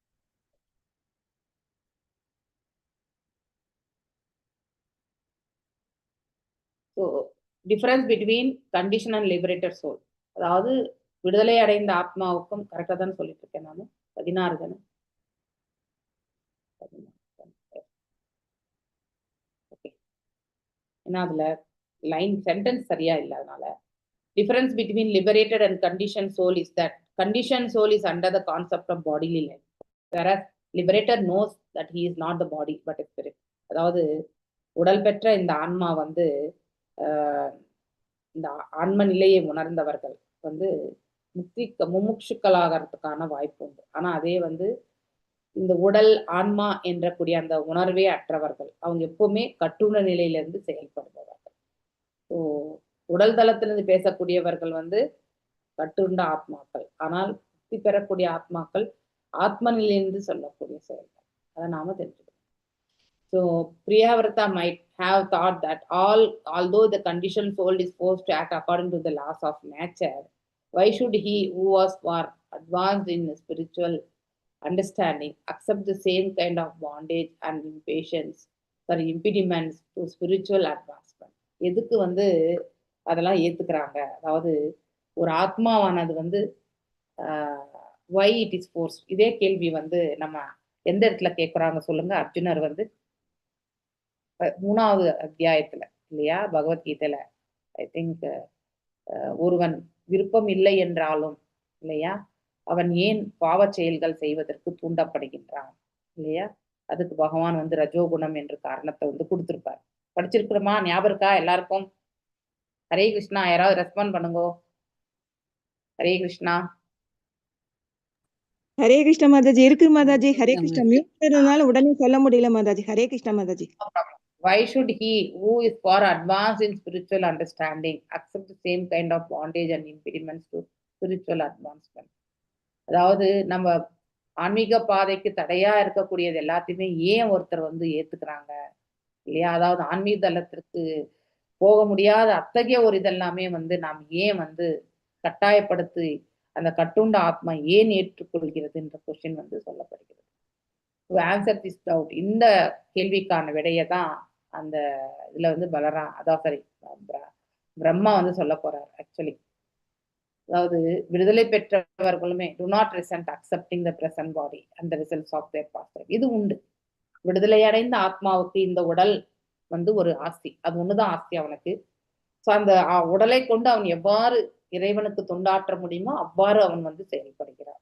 ஓகே, அதனால அவனுக்கு வரக்கூடிய இந்த விளைவுகள் வந்து முந்தைய ஜென்மத்தினுடைய கர்ம பலன்கள் என்று சொன்னாலும் கூட அவன் வந்து அதை பத்தி பொருட்படுறது கிடையாது. பிகாஸ் அவனுடைய குறிக்கோள் எல்லாம் இறை தொண்டு, அது தவிர வேற எதுவுமே கிடையாது. மேலும் while sleeping one dreams many unreal things இல்லையா? தூங்கும்போது நம்ம கற்பனை கெட்டாத அளவுக்கெல்லாம் நம்ம ஒரு பெரிய சினிமாவே போற மாதிரி இருக்கும் சில பேருக்கு இல்லையா? ஸோ அதை வந்து ஏத்துக்கிறோம். And in the present body the results of their past activities இல்லையா?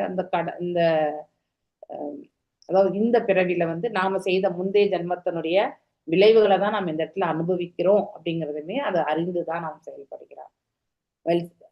மேலும் ஆனா அந்த கனவு எல்லாமே எழுந்து பார்க்கும் பொழுது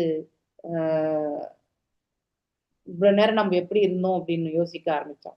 and makes progress in factualise. அதை மறந்துட்டு ரீகலெக்ட் பண்ண முடியல, நான் விட்டுட்டு அவனுடைய அன்றாட வாழ்க்கையில வந்து அவன் வந்து தன்னை வந்து ஈடுபடுத்திக் கொள்கின்றான். அதே மாதிரி மோட்சம் அடைந்த இந்த ஆத்மாக்கள் வந்து அவனுக்கு தெரியும். இது வந்து ஃபர்ஸ்ட் சொன்னது வந்து நார்மலான மனிதருக்கு, இரண்டாவது இப்போ வந்து ஒரு பக்தனுக்கு சேம் சினாரியோ இல்லையா. சொல்லும் பொழுது அவனுக்கு என்ன ஒரு தோன்றும்னா, நாம உடல் கிடையாது, வெறுமனே ஆன்மா என்பதை வந்து அவன் உணரான். Disregards past activities performed in ignorance and performs his present acts in such a way they produce no reactions. So அப்போ இப்படிப்பட்ட ஆன்மா என்ன பண்ணுவார்னா, ஓ இதெல்லாம் நம்ம முந்தைய ஜென்மத்தை செய்ததனுடைய கர்ம பலன் தான் இப்ப அனுபவிச்சுட்டு இருக்கோம். அதனால இப்ப ஆற்றக்கூடிய கர்ம பலன்கள் வந்து எல்லாமே, அதாவது அந்த மாதிரி ஒரு பந்தப்படுத்தக்கூடிய ஒரு சூழ்நிலையை வந்து ஏற்படுத்தாத விதத்துல வந்து அவங்க செயல்களை பக்குவப்படுத்திக் கொள்வார். ஸோ அதாவது எதையுமே எதிர்பார்க்காத விதத்துல அவங்களுடைய செயல்களை வந்து செயல்படுத்துவார். Okay, no reaction. பகவத்கீதா யஜ்ஞார்த்த கர்மனோ அந்யத்ர லோகோ அயம் கர்ம பந்தனக. அதாவது ஒருவன் வந்து செய்யக்கூடிய செயல்கள் வந்து பகவானை திருப்தி கொள்ளக்கூடியதாக இருக்க வேண்டும், யக்ஞ புருஷனை. And is work to not produce reactions. அப்படிப்பட்டவங்க வந்து இறைவனை திருப்திக்கென்று எண்ணிக்கொண்டு நாம் புஷ்பத்தை சாத்துறோம், அந்த புஷ்பத்தை சாத்திரத்துடைய பலனை நாம் அனுபவிக்கணும்னு நினைச்சோம்னா அவன் வந்து இல்லையா. அந்த அந்த அந்த புஷ்பத்தை வந்து தொடுத்து பகவானுக்கு சாத்தக்கூடிய அந்த செயல் ஒரு எக்ஸாம்பிளா சொல்றேன். அதெல்லாம் இறைவனுடைய கிருபை இல்லையா. நான் நிமித்த மாத்திரம் செய்வதற்கு பகவானுடைய கிருபை கிடைச்சது அப்படின்னு செஞ்சுட்டு போறாங்க. அவங்களுக்கு அந்த செயல்னால் வரக்கூடிய பாதிப்புகள் எதுவா இருந்தாலும் அவங்களுக்கு வந்து ஆட்கொள்ளப்படுவது கிடையாது. மேலும் one performs activities for satisfaction of, இறைவனை திருப்தி கொள்றதுக்காக செய்யுது. He does not work for producing results இல்லையா. வேற கர்மீஸ் who act for themselves. கர்மிகள் வந்து தன்னுடைய செயல்களை வந்து அவர்கள் தான் செயல்படுத்துறாங்க இல்லையா. ஏன்னா அந்த பலன் கருதும் செயல்களுக்காக அவர்கள் விழைந்து செயல்படுகிறார்கள். அதனால அவங்க செய்த செயல்களுடைய பலன்களால் அவங்க வந்து பந்தப்படுறாங்க. ஆனா விடுதலைந்த ஆத்மாவுக்கு அதை பத்திலாம் எதுவுமே கிடையாது இல்லையா. முந்தைய ஜென்மம் இந்த ஜென்மம் அப்படிப்பட்ட எதுவுமே கிடையாது. அவர்கள் என்ன இறைவனுடைய விருப்பம் எதுவோ அதை அப்படியே நிறைவேற்றணும்ன்ற மட்டும்தான் அவங்க பலன்கள் எல்லாம் பகவான் பார்த்துக்கிட்டோம் அப்படிங்கிற அந்த உணர்வோட செயல்படுவார்கள். அதற்கான ஒரு ஸ்லோகம் வந்து மாஞ்சையேபி அவிச்சாரினேன பக்தி யோகேன சேவத்தே சகுணான் சமதீத்தியைத்தான் பிரம்மபூயாய கல்பத்தே இல்லையா. ஒன்னும் எங்கேஜஸ் இந்த டிவோஷனல் சர்வீஸ். யார் ஒருத்தர் வந்து பக்தி தொண்டுல தன்னை ஈடுபடுத்துறாங்களோ அவங்க எந்த சூழ்நிலையுமே தவறி வீழ்வது கிடையாது. ஆனால் அவ்வாறு பக்தி தொண்டில் அவங்க நிலை பெற்று விட்டால் அவர்கள் வந்து பரத்தினை, அதாவது தெய்வீக நிலையை வந்து அடைகிறாங்க. எவ்வாறு அந்த 3 குணங்களுக்கு அப்பாற்பட்ட நிலையில வந்து அவர்கள் நிலை பெறுகிறார்கள். அப்போ அவங்க வந்து பிரம்மபூயாய கல்பத்தை, பிரம்மன் எனக்கூடிய அந்த தளத்துல வந்து நிற்கிறாங்க. Okay, 14.26 regardless of what we have done in our past life. முந்தைய ஜென்மத்துல என்னெல்லாம் நாம செய்திருந்தாலும் இல்லையா, இப்போ நாம பகவானுடைய தூய பக்தி தொண்டல நம்மளை ஈடுபடுத்திக் கொள்ளும் பொழுது நாம பாவ விளைவுகளிலிருந்து நாம விடுதலை பெறுகின்றோம் இல்லையா. மேலும் we will always be situated, அப்போ வெறும் பிரம்மன் தான் இருக்கும். Free from state of reactions, பலன்கள் இல்லையா, அதிலிருந்து நாம் விடுதலை. மேலும் will not be obliged to accept another material body. அது நெக்ஸ்ட் எக்ஸ்ட்ரீம். அதாவது இன்னொரு இந்த பௌதிக உடல் ஏற்பதற்கான அந்த பாதையை வந்து அவங்க கண்டிப்பா தேர்ந்தெடுக்கிறாங்க. பக்தா தேகம் புனர்ஜென்ம நைத்திமாம்சோ அர்ஜுனா இல்லையா. அதாவது giving up the body, one who has acted in that way does not accept another material பாடி. இவ்வாறு யாராவது செயல்பட்டிருந்தா அவங்க வந்து பௌதிகவாதியாக இருந்தாலும் அதை வந்து இதை உணர்ந்தறியும் பொழுது அவர்கள் இதனால் நாம் என்ன நிலை அடைவோம் அப்படிங்கிறத புரிந்து கொள்ளும் பொழுது அவர்கள் மீண்டும் அந்த தவறை வந்து இழைப்பது கிடையாது. ஸோ இன்ஸ்டெட் அவங்க என்ன ஆவாங்க, they will go back to the Godhead. 17 பயம் பிரமத்தஸ்ய வனேஷ்ல அபிஷாயாத் யதச ஆஸ்யதே சஹேஷட் சபந்தனஹ ஜீதேந்திரியா ஆத்மரதேர் புதஸ்ய ரஹாஸ்மர கிம் கரோதி அவ்யயம் அவத்யம். அதாவது ஜீதேந்திரியா, ஜீத் என்றாலே வெற்றி, புலன்களை வெற்றி கொள்ளக்கூடியது இல்லையா. சுய கட்டுப்பாடு இல்லாத ஒருவன். இப்ப 2 நிலைகளை மட்டும்தான் நம்ம படிச்சுன்னு வரோம் இந்த ஸ்லோகங்கள்ல. ஒண்ணு, பக்குவம் அடையக்கூடிய நிலையிலிருந்து இறைவன் துண்டாட்டுகின்றோம் என்று உணர்ந்த ஒரு பக்தனுடைய கதை அப்படின்னா எக்ஸாம்பிள். அதே மாதிரி கதைன்னா ஒரு பர்டிகுலர் பர்சனை பத்தி இல்ல, எவ்வாறு அவங்களுடைய செயல்பாடுகள் அமைய பெற்றால் அவர்கள் என்ன நிலையை அடைவாங்க அப்படிங்கறத படிக்கிறோம். எவ்வாறு இருக்கக்கூடாது, அதனால் அவர்கள் ஆற்றக்கூடிய அந்த செயலுடைய விளைவுகள்ல இருந்து அவங்க தப்பிக்க முடியாது என்பதையுமே நாம இங்க படிச்சிருக்கக்கூடிய இந்த ஸ்லோகங்கள்ல இருந்து நாம புரிஞ்சுக்க முயற்சி பண்ணணும். ஓகே, ஜிதேந்திரியா புலன்களை வெல்லக்கூடியது இல்லையா. அவங்களுக்கு தான் கோஸ்வாமி எனக்கூடிய பட்டமே கொடுக்கப்படுவது அவங்களுக்கு தான். சுய கட்டுப்பாடு இல்லாத ஒருவன் தவம் மேற்கொண்டு காடு விட்டு காடு சென்றாலுமே ஒண்ணுமே பண்ண முடியாது. அதை அவன் வீட்டிலேயே எப்பொழுதுமே இறைவன் எப்பொழுதுமே அதாவது, ஆனா அப்படிப்பட்டவனுக்கு காடு சென்றாலும் அங்கேயுமே அவனுக்கு அந்த பயம் இருக்கும் இல்லையா. ஸோ ஏனென்றால் அவன் தனக்குள்ளே இருக்கும் அறிவுப்புலன்கள் என்னும் 6 மனைவிகளுடன் வாழ்ந்து கொண்டிருக்கிறான். ஸோ நமக்குள்ள இருக்கக்கூடிய அந்த அறிவு புலன் இன்டெலிஜென்ஸ் இல்லையா, 6வது இருக்கக்கூடிய அந்த இன்டெலிஜென்ஸோட மட்டும்தான் அவன் வாழ்றான். அப்படின்னா அவனுக்கு இறைவனுடைய உயர்ந்த ஆளுமை பற்றியான அந்த பார்வையே அவனுக்கு இல்லை இல்லையா. 6 மனைவிகளோட 5 புலன்கள் மற்றும் அதோட சேர்ந்து என்னது அறிவு இல்லையா. இது ரொம்ப முக்கியம். ஸோ ஆயினும் தன்னடக்கத்தோடு புலன்களை வென்றுள்ள ஒருத்தர் அதை விடுத்துட்டு இல்லையா. ஸோ பக்குவமடைந்த நிலையில் இருந்தால் கற்றறிந்த மனிதனை இல்லற வாழ்க்கை கூட துன்புறுத்த முடியாது. ஸோ அது அவங்களுக்கு துன்பமாகவே இருக்காது. யாருக்கு? இந்த செகண்ட் பார்ட்ல வந்தவங்களுக்கு. அதாவது தனக்குள்ளே இருக்கும் அறிவு, ஸோ தனக்குள்ள இருக்கக்கூடிய அறிவு மற்றும் ஆயினும் தன்னடக்கத்தோடு புலன்களை வென்றுள்ள. இந்த வார்த்தை ரொம்ப முக்கியம். தன்னடக்கம் அப்படின்னா சுய கட்டுப்பாடு, தன் உணர்வு பாதையில நிலை பெறுவது, இது எல்லாமே அதுக்குள்ளேயே அடக்கம். அவ்வாறு இருக்கும் பொழுது நம்முடைய புலன்கள் கட்டுப்படும் பொழுது புலன்களால் புலன்களுடைய உந்துதலால் செயல்படக்கூடிய அந்த பக்தன் எதனுடைய கட்டுப்பாட்டுல வரான். ஸோ புலன்கள் மன கட்டுப்பாட்டுல சேர்ந்துடும். மனது யாருடைய கட்டுப்பாட்டுல போகும்? இன்டெலிஜென்ஸ் கட்டுப்பாட்டுல போகும். ஸோ ஆட்டோமேட்டிக்கலி அது சத்துவத்துல நிலை கொள்ளும். ஆனால் அதை விடுத்துட்டு நம்முடைய செயல்படும் விதத்துல நாம் செல்லும் பொழுது மீண்டும் கட்டுணர் நிலையை ஏற்படுத்தி நாம இந்த இடத்துக்கு வந்துகிட்டே தான் இருக்கணும். அதை நாம தவிர்க்க முடியாது. எப்படி பக்தனுக்கு வாழ்க்கை துன்பமயமாக இருக்காதோ அது போல இவர்கள் துன்பத்தை தேடி செல்கிறார்கள் என்று அர்த்தம் இல்லையா. ஸ்ரீ நரோத்தமதாச தாக்கூர் கிரகேவா வனதேதாக அப்படின்னா, கிரகேன்னா கிரகஷ்டம், ஓகே, வனதேதாக அதாவது வனம் எங்கிருந்தாலும், ஹா கௌரங்க பவேடாக அதாவது கௌரங்கருடைய ஆராதனையில் நாம் ஈடுபட்டோம் என்றால் நம்ம இந்த பிரபஞ்சத்தில் வாழக்கூடிய சூழல்கள் எத்தனை வந்தாலும் நாம் அதை மேனேஜ் பண்ண முடியும். இல்லைன்னா ரொம்ப கஷ்டம். ஸோ வீட்டில் இருந்தாலும் அவன் காட்டில் இருந்தாலும் பகவான் சைத்தன்யுடைய பக்தி தொண்டில் ஈடுபட்டிருக்கின்றான் என்றால் அவனே விடுதலை பெற்றவன் ஆவான் இல்லையா. ஸோ இந்த ஜென்மத்தை வாழும்போது அவன் விடுதலை பெற்று விடுகின்றான். அடுத்த ஜென்மத்தை பத்தி சொல்றதுக்கு இங்க எதுவுமே கிடையாது இல்லையா. விடுதலை பெற்ற பிறகு இங்கும் கூட அது மீண்டும் சொல்லப்பட்டிருக்கிறது. புலன்களை கட்டுப்படுத்தாத ஒருவன் யோகியாவதற்கு காட்டுக்கு செல்ல அதாவது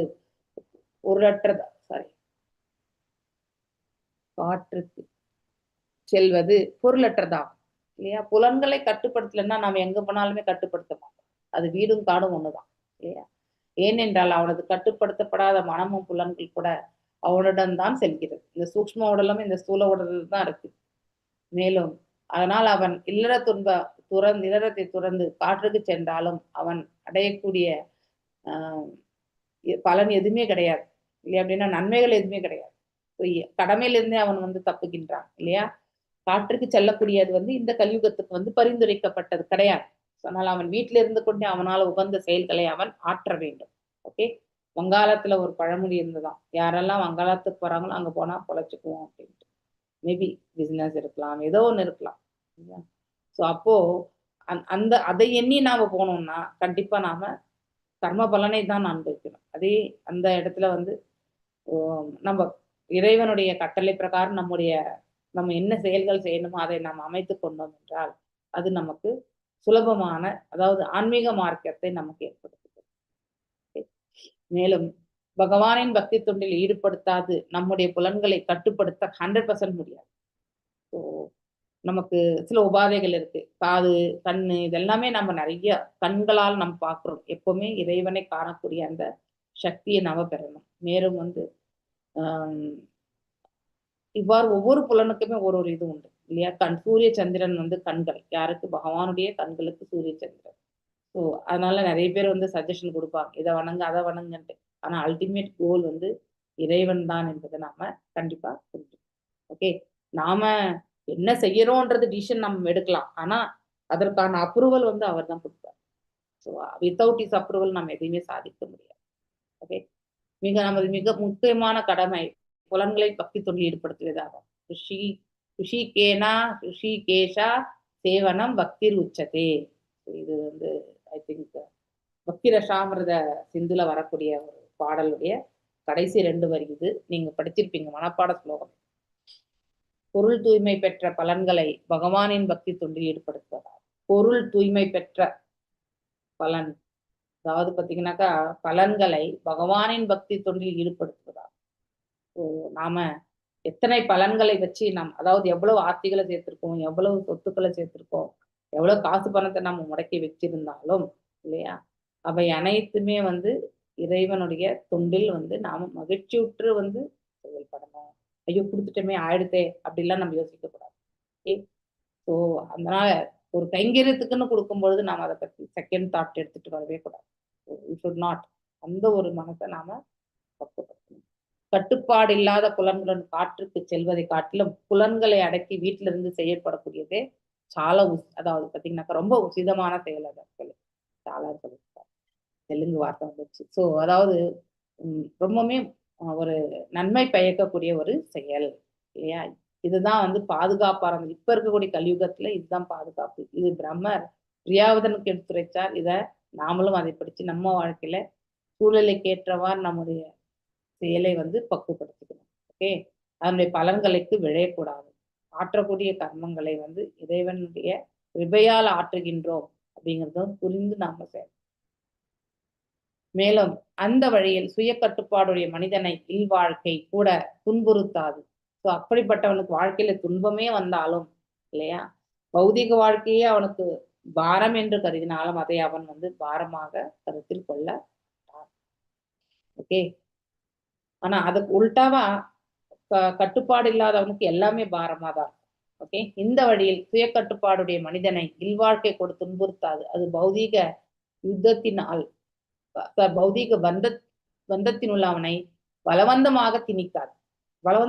எஸ், அஃபெக்ஷன் இருக்கும், எல்லாருமே நம்முடைய சொந்த பந்தம் அப்படின்னு நினைக்கும் போது அந்த லெவல் மட்டும்தான் அவன் எடுத்துப்போம்.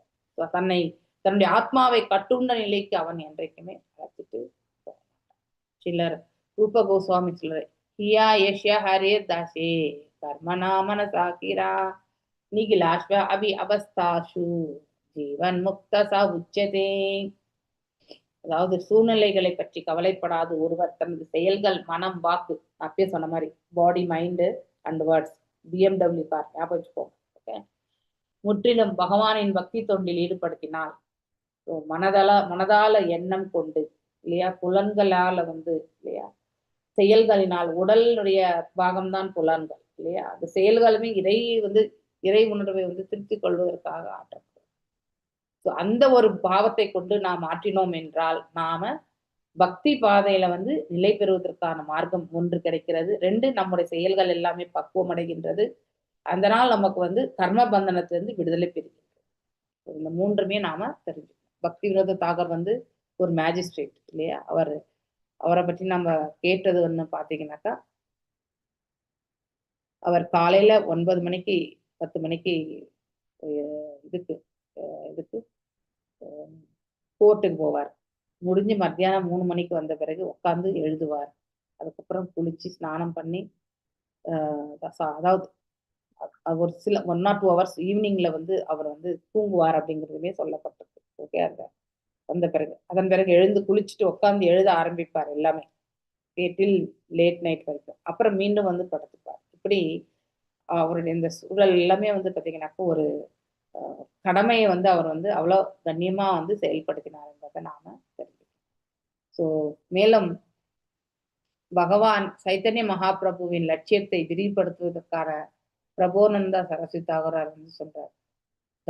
துர்தான் அப்படின்னா கெட்டது, அதாவது இந்திரியங்கள் இல்லையா, கால சர்ப அதாவது பாம்புனால இல்லையா, படாவி பரோக்த சம் ஷட்ரதாயே அதாவது நமது புலன்கள் வந்து எதுக்கு ஒப்பிடப்பட்டிருக்குனாக்கா நச்சு கலந்த பாம்புக்கு வந்து ஒப்பிடப்பட்டிருக்கு. எதிரிகள் இல்லையா, பாம்பு ஏதாவது யோசிக்குமா கொட்டுறதுக்கு? கண்டிப்பா கிடையாது. ஆனா அதே அந்த பாம்பை வந்து அதோட விஷத்தன்மை பல்லுல தான் இருக்குன்னு சொல்லுவாங்க இல்லையா, அந்த பல்லை பிடுங்கி விட்டால் அதுக்கு வேற எதுவுமே கிடையாது, அது எதிர்க்கவும் எதிர்க்காது இல்லையா. ஆனாலும் பாம்பு தனது விஷ பற்களை இழந்து விட்டால் அது அஞ்சத்தக்கவை அல்ல. பல்லு இருந்தாதான் நம்மளை கடிக்க போகும், பல்லு இல்லைன்னா கண்டிப்பா கடிக்காது. அதுதான் பக்தனுக்கும் பக்தர் மற்றவருடைய செயல்களுக்கும் இருக்கக்கூடிய வித்தியாசம். மேலும் ஆயினும் பாம்பு தன் விஷ பற்களை இழந்து விட்டதால் அது அஞ்ச தேவை இல்லை. அது போல புலன்கள் பகவானின் பக்தி தொண்டில் ஈடுபடுத்தும் போது இல்லையா, அவற்றின் செயல்களை கண்டு அஞ்ச வேலை. நம்ம அதை பத்தி நம்ம யோசிக்க கூடாது. கிருஷ்ண பக்தி இயக்கத்தில் பக்தர்கள் இந்த உலகத்தில் தான் செயல்படுகின்றனர் கண்டிப்பா. மேலும் ஆயினும் அவர்கள் புலன்கள் முற்றிலும் ஆயினும் அவர்கள் புலன்கள் முற்றிலும் பகவானின் பக்தி தொண்டில் ஈடுபட்டிருப்பதினால் அவர்கள் எப்பொழுதும் பௌதிக உலகத்திலிருந்து தனித்தே இருக்கின்றனர். இது சுபாவம். ஓகே, ஒருத்தர் செய்யக்கூடிய செயல் வந்து பக்குவமா இருக்குன்னா அவங்களுடைய மனது புத்தி எல்லாமே எந்த தளத்தில் இருக்குன்றத நாம் நோக்கணும். ஒருவேளை அவர்கள் 3 குணங்களுக்கு அப்பாற்பட்டு இருந்தா இந்த சென்டென்ஸ் வந்து applicable. Okay, only for that condition. So அவங்க இந்த பிரபஞ்சத்தை விட்டு நீங்கக்கூடிய விதம் என்ன, நம்முடைய நிலை என்ன, அடுத்த பிறவில் நம்முடைய நிலை என்ன, இது எல்லாமே நமக்கு புரிஞ்சுக்க. பதம் 18. ஓகே, 18 வெறும் 18 தானே படிச்சோம், 18 19 படிச்சோமா? ஹரே கிருஷ்ணா. 19 படிச்சோமா? இல்லை, வெறும் 18 தான் படிச்சோமா? யயஷம் சப்த நான் விஜிகீஷ்மானோ கிரகேஷு நிர்விஷ்ய பூர்வம் அத்யேதி துர்காஷிரத ஊர்ஜிதாரின் சனேஷு காமம் விகரேத் விபக்ஷித். இல்லற வாழ்க்கையில் இருந்து கொண்டு திட்டமிட்டு தனது மனம் மற்றும் 5 புலன்பொருட்களை வெல்பவன் அவன் தனது பலமிக்க எதிரிகளை வீழ்த்தி கோட்டையினுள் உள்ள பாதுகாப்பாக இருக்கும் அரசனை போன்றவன். எவ்வளவு அழகான ஓமை இல்லையா.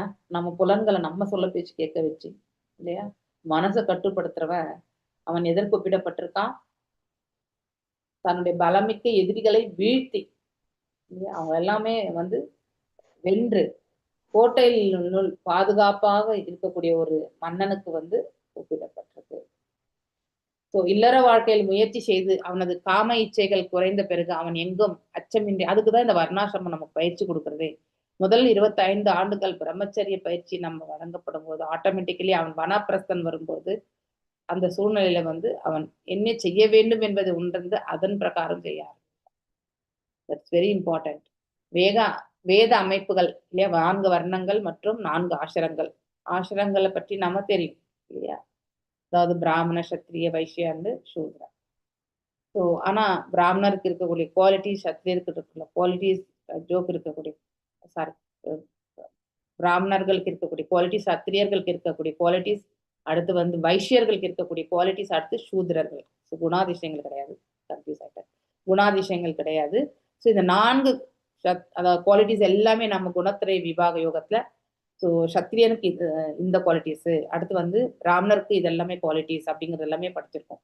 மேலும் அவங்களுக்கு இருக்கக்கூடிய குணாதிசயங்கள்லாம் 18ஆம் அத்தியாயம் பகவத்கீதையிலுமே படிச்சிருக்கோம் இல்லையா? காம்பினேஷன், இவங்களுக்கு ரஜோ மற்றும் தமசிக் காம்பினேஷன், அந்த ஒரு டேபிளர் காலம் போட்ட அந்த பிபிடிஸ் வந்து நம்ம படிச்சிருக்கோம் இல்லையா?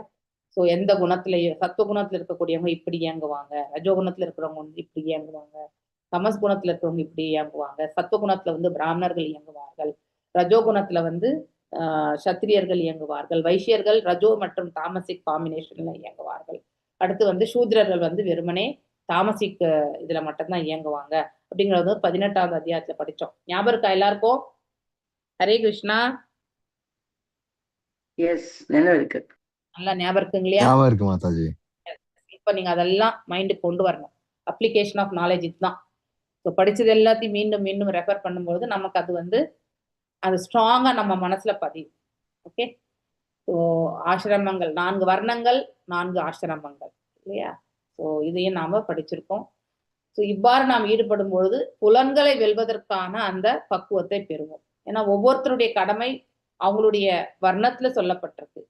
ஸோ மேலும் ஆசிரமங்கள் என்று வரும்பொழுது இந்த இது பிரம்மச்சரியம், கிரகஸ்தன், வானப்பிரஸ்தன் மற்றும் சந்நியாசம் இல்லையா?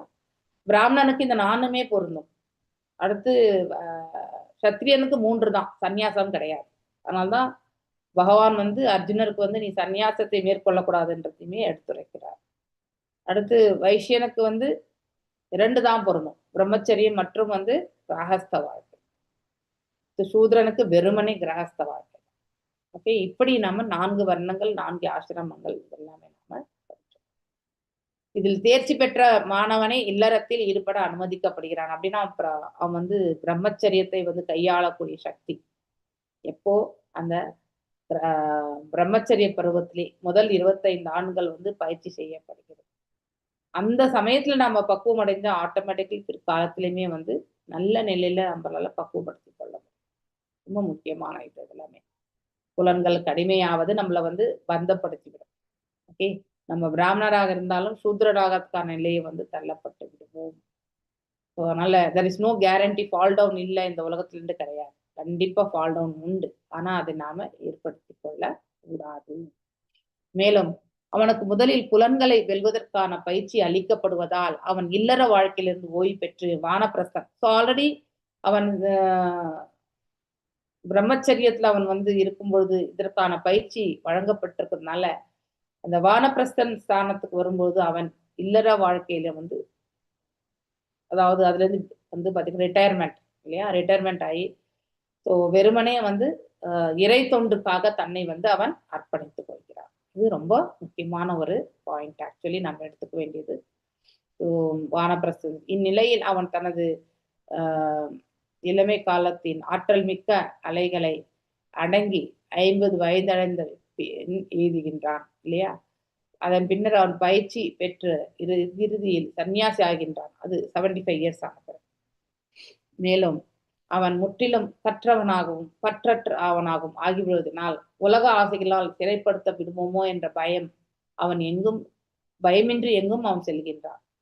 ஒருத்தர் வந்து மனதை வென்ற பிறகு ஆட்டோமேட்டிக்கலி அவன் எங்க இருந்தாலுமே அவன் வந்து அதை பற்றி நான் வருத்தப்பட வேண்டியதே இல்லை. ஏன்னா அவன் எவ்வாறு செயல்படணும்ன்றத வந்து அவன் வந்து உணர்ந்திருந்து செயல்படுவான். அதனால அவனுக்கு பாதிப்பு கிடையாது. இந்த செயல்ல நாம் எப்படி ஈடுபடணும்ன்றது வந்து தெரிஞ்சுட்டு செய்யக்கூடியது. ஆனா அது அவ்வாறு செய்யாமல் இருக்கக்கூடியவங்களுக்கு வந்து என்ன ஆகிறது? பந்தப்பட்டு விடுகிறார்கள். ஸோ புலன்கள் வலுமிக்க எதிரிகள். ஸோ நம்முடைய புலன்கள் தான் நமக்கு எனிமி. அப்படின்னா மனசால இந்த புலன்களை செயல்படுத்தப்படுகிறது. ஸோ இங்க டைரக்ட் எதிரி யாரு? மனசு தான். ஒரு சூழ்நிலையை வந்து நாம பாசிட்டிவாகவும் எடுத்து பார்க்கலாம், நெகட்டிவாகவும் எடுத்து பார்க்கலாம் இல்லையா? இப்போ என்னை வந்து யாராவது ஒருத்தர் ஏதாவது சொல்லிட்டாங்கனாக்கா அதை நான் வந்து ஓகே இந்த தப்பு நான் செய்திருக்கேனா அப்படின்னு நான் ஃபர்ஸ்ட் அலசி ஆராயணும். அப்படின்னா அந்த தப்பை நம்ம மனசளவுல ஏத்துக்கணும். வெளியில சொல்றதுக்கு நமக்கு வெட்கமாக இருக்கலாம், இல்லை வந்து நம்மள அவங்க தவறா புரிஞ்சுப்பாங்க, அதுக்கப்புறம் நம்மளை வந்து அண்டர் எஸ்டிமேட் பண்ணி மதிப்பே கொடுக்க மாட்டாங்க. இதெல்லாம் இத்தனை விஷயங்கள் நமக்கு வந்தாலும் நம்ம மனதளவுல அதை வந்து நாம கண்டிப்பா அலசி ஆராயணும் இல்லையா? அந்த தவறை திருத்திக் கொள்வதற்கான அந்த வழியை வந்து நம்ம தேடணும். அதை விடுத்துட்டு நம்ம வந்து இன்னொரு கோணத்துல எடுத்துட்டு போவோம். ஜென்ரலா நம்ம அடுத்த கோணத்துல தான் போறதே. நம்மள யாராவது தப்பு சொல்லிட்டா உடனே கவுண்டர் அட்டாக், நீ இதை பண்ண அதனாலதான் நான் அதை பண்ணேன் அப்படின்னு நம்ம சொல்லுவோம். அவங்களுடைய தவறுகளை வச்சு நாம ஜஸ்டிஃபை பண்ணுவோம். அது ஒரு ரகம். இன்னொன்னு, நீ எப்படி என்ன சொல்லலாம் அப்படின்னு, நான் அப்படி செய்யவே இல்லைன்னு சொல்லிட்டு வாதிப்போம். பண்றோமா இல்லையா? இவ்வாறுதான் நம்ம செய்யறது எல்லா செயல்களுமே. ஸோ ஒருத்தர் இந்த இதெல்லாமே வந்து இப்படி எடுத்துட்டு போனோம்னா கடைசி வரைக்குமே நாம கட்டுண்ட நிலையில தான் இந்த இடத்துல இருக்க வேண்டியிருக்கும். ஓகே, கிரகஸ்த ஆசிரமத்துல இருந்து நம்ம வானப்பிரஸ்தத்துக்கோ சன்னியாசத்துக்கோ போக முடியாது. பக்குவம் அடைந்த மனிதனால மட்டும்தான் அந்த நிலைக்கு, வீட்டில இருந்தே அவன் சன்னியாசியாக வாழலாம், வீட்டில இருந்துட்டே அவன் வானப்பிரஸ்த நிலையை வந்து செயல்படுத்தலாம். அத்தனையுமே வந்து பகவான் நமக்கு கொடுத்துருக்காரு. ஆனா அதை வந்து புரிஞ்சுக்கணும். இல்லைன்னாக்கா அவன் என்ன அவன் தன் இளமையின் காம இச்சைகளை வென்று அதிக பாதுகாப்பு உடையவனாகின்றான். இது மனதை வென்றவனுக்கு. மனதை வெல்லாதவனுக்கு வந்து எல்லாமே ப்ராப்ளம் தான். ஓகே, மனதை வென்றவனுக்கு ப்ராப்ளம் எல்லாமே சொல்யூஷன் தான். ஓகே, ப்ராப்ளம் எல்லாமே எப்படி வந்து அவன் மாற்றி அமைத்துக் கொள்வான் அந்த வாய்ப்புன்றதை வந்து அவன் உபயோகப்படுத்திக்குவான். ஆனா மனதை வெல்லாதவனுக்கு வந்து மிக கடினமானது. ஓகே, 19வது ஸ்லோகம் நாளைக்கு படிப்போம். 19வது ஸ்லோகம் படிச்சோமா நம்ம? இல்லைன்னு நினைக்கிறேன். இல்ல, படிக்கல. நாளைக்கு வாசிக்கலாம். ஹரே கிருஷ்ணா. ஹரே கிருஷ்ணா மாதாஜி. ஹரே கிருஷ்ணா. வாழ்க வளமுடன். ஹரே கிருஷ்ணா மாதாஜி. ஹரே கிருஷ்ணா மாதாஜி. ஹரே கிருஷ்ணா பிரபு. ஏதாவது டவுட்ஸ் இருக்கா? ஹரே கிருஷ்ணா மாதாஜி. மாதாஜி, ஜிதேந்திரியனா என்ன மாதாஜி? ஜீத்னா என்ன? வெற்றி. இந்திரியங்களை வெற்றி கொள்வது. ஓகே, பஞ்சகல்பதாருभ्यश्च कृपा सिंधुभ्येव च पतितानां पावनेभ्यो वैष्णवेभ्यो नमो नमः. अनंत कोटि वैष्णव वृंद की जय. नामाचार्य हरिदास ठाकुर की जय. हरे कृष्ण कृष्ण कृष्ण हरे हरे, हरे राम राम राम हरे हरे.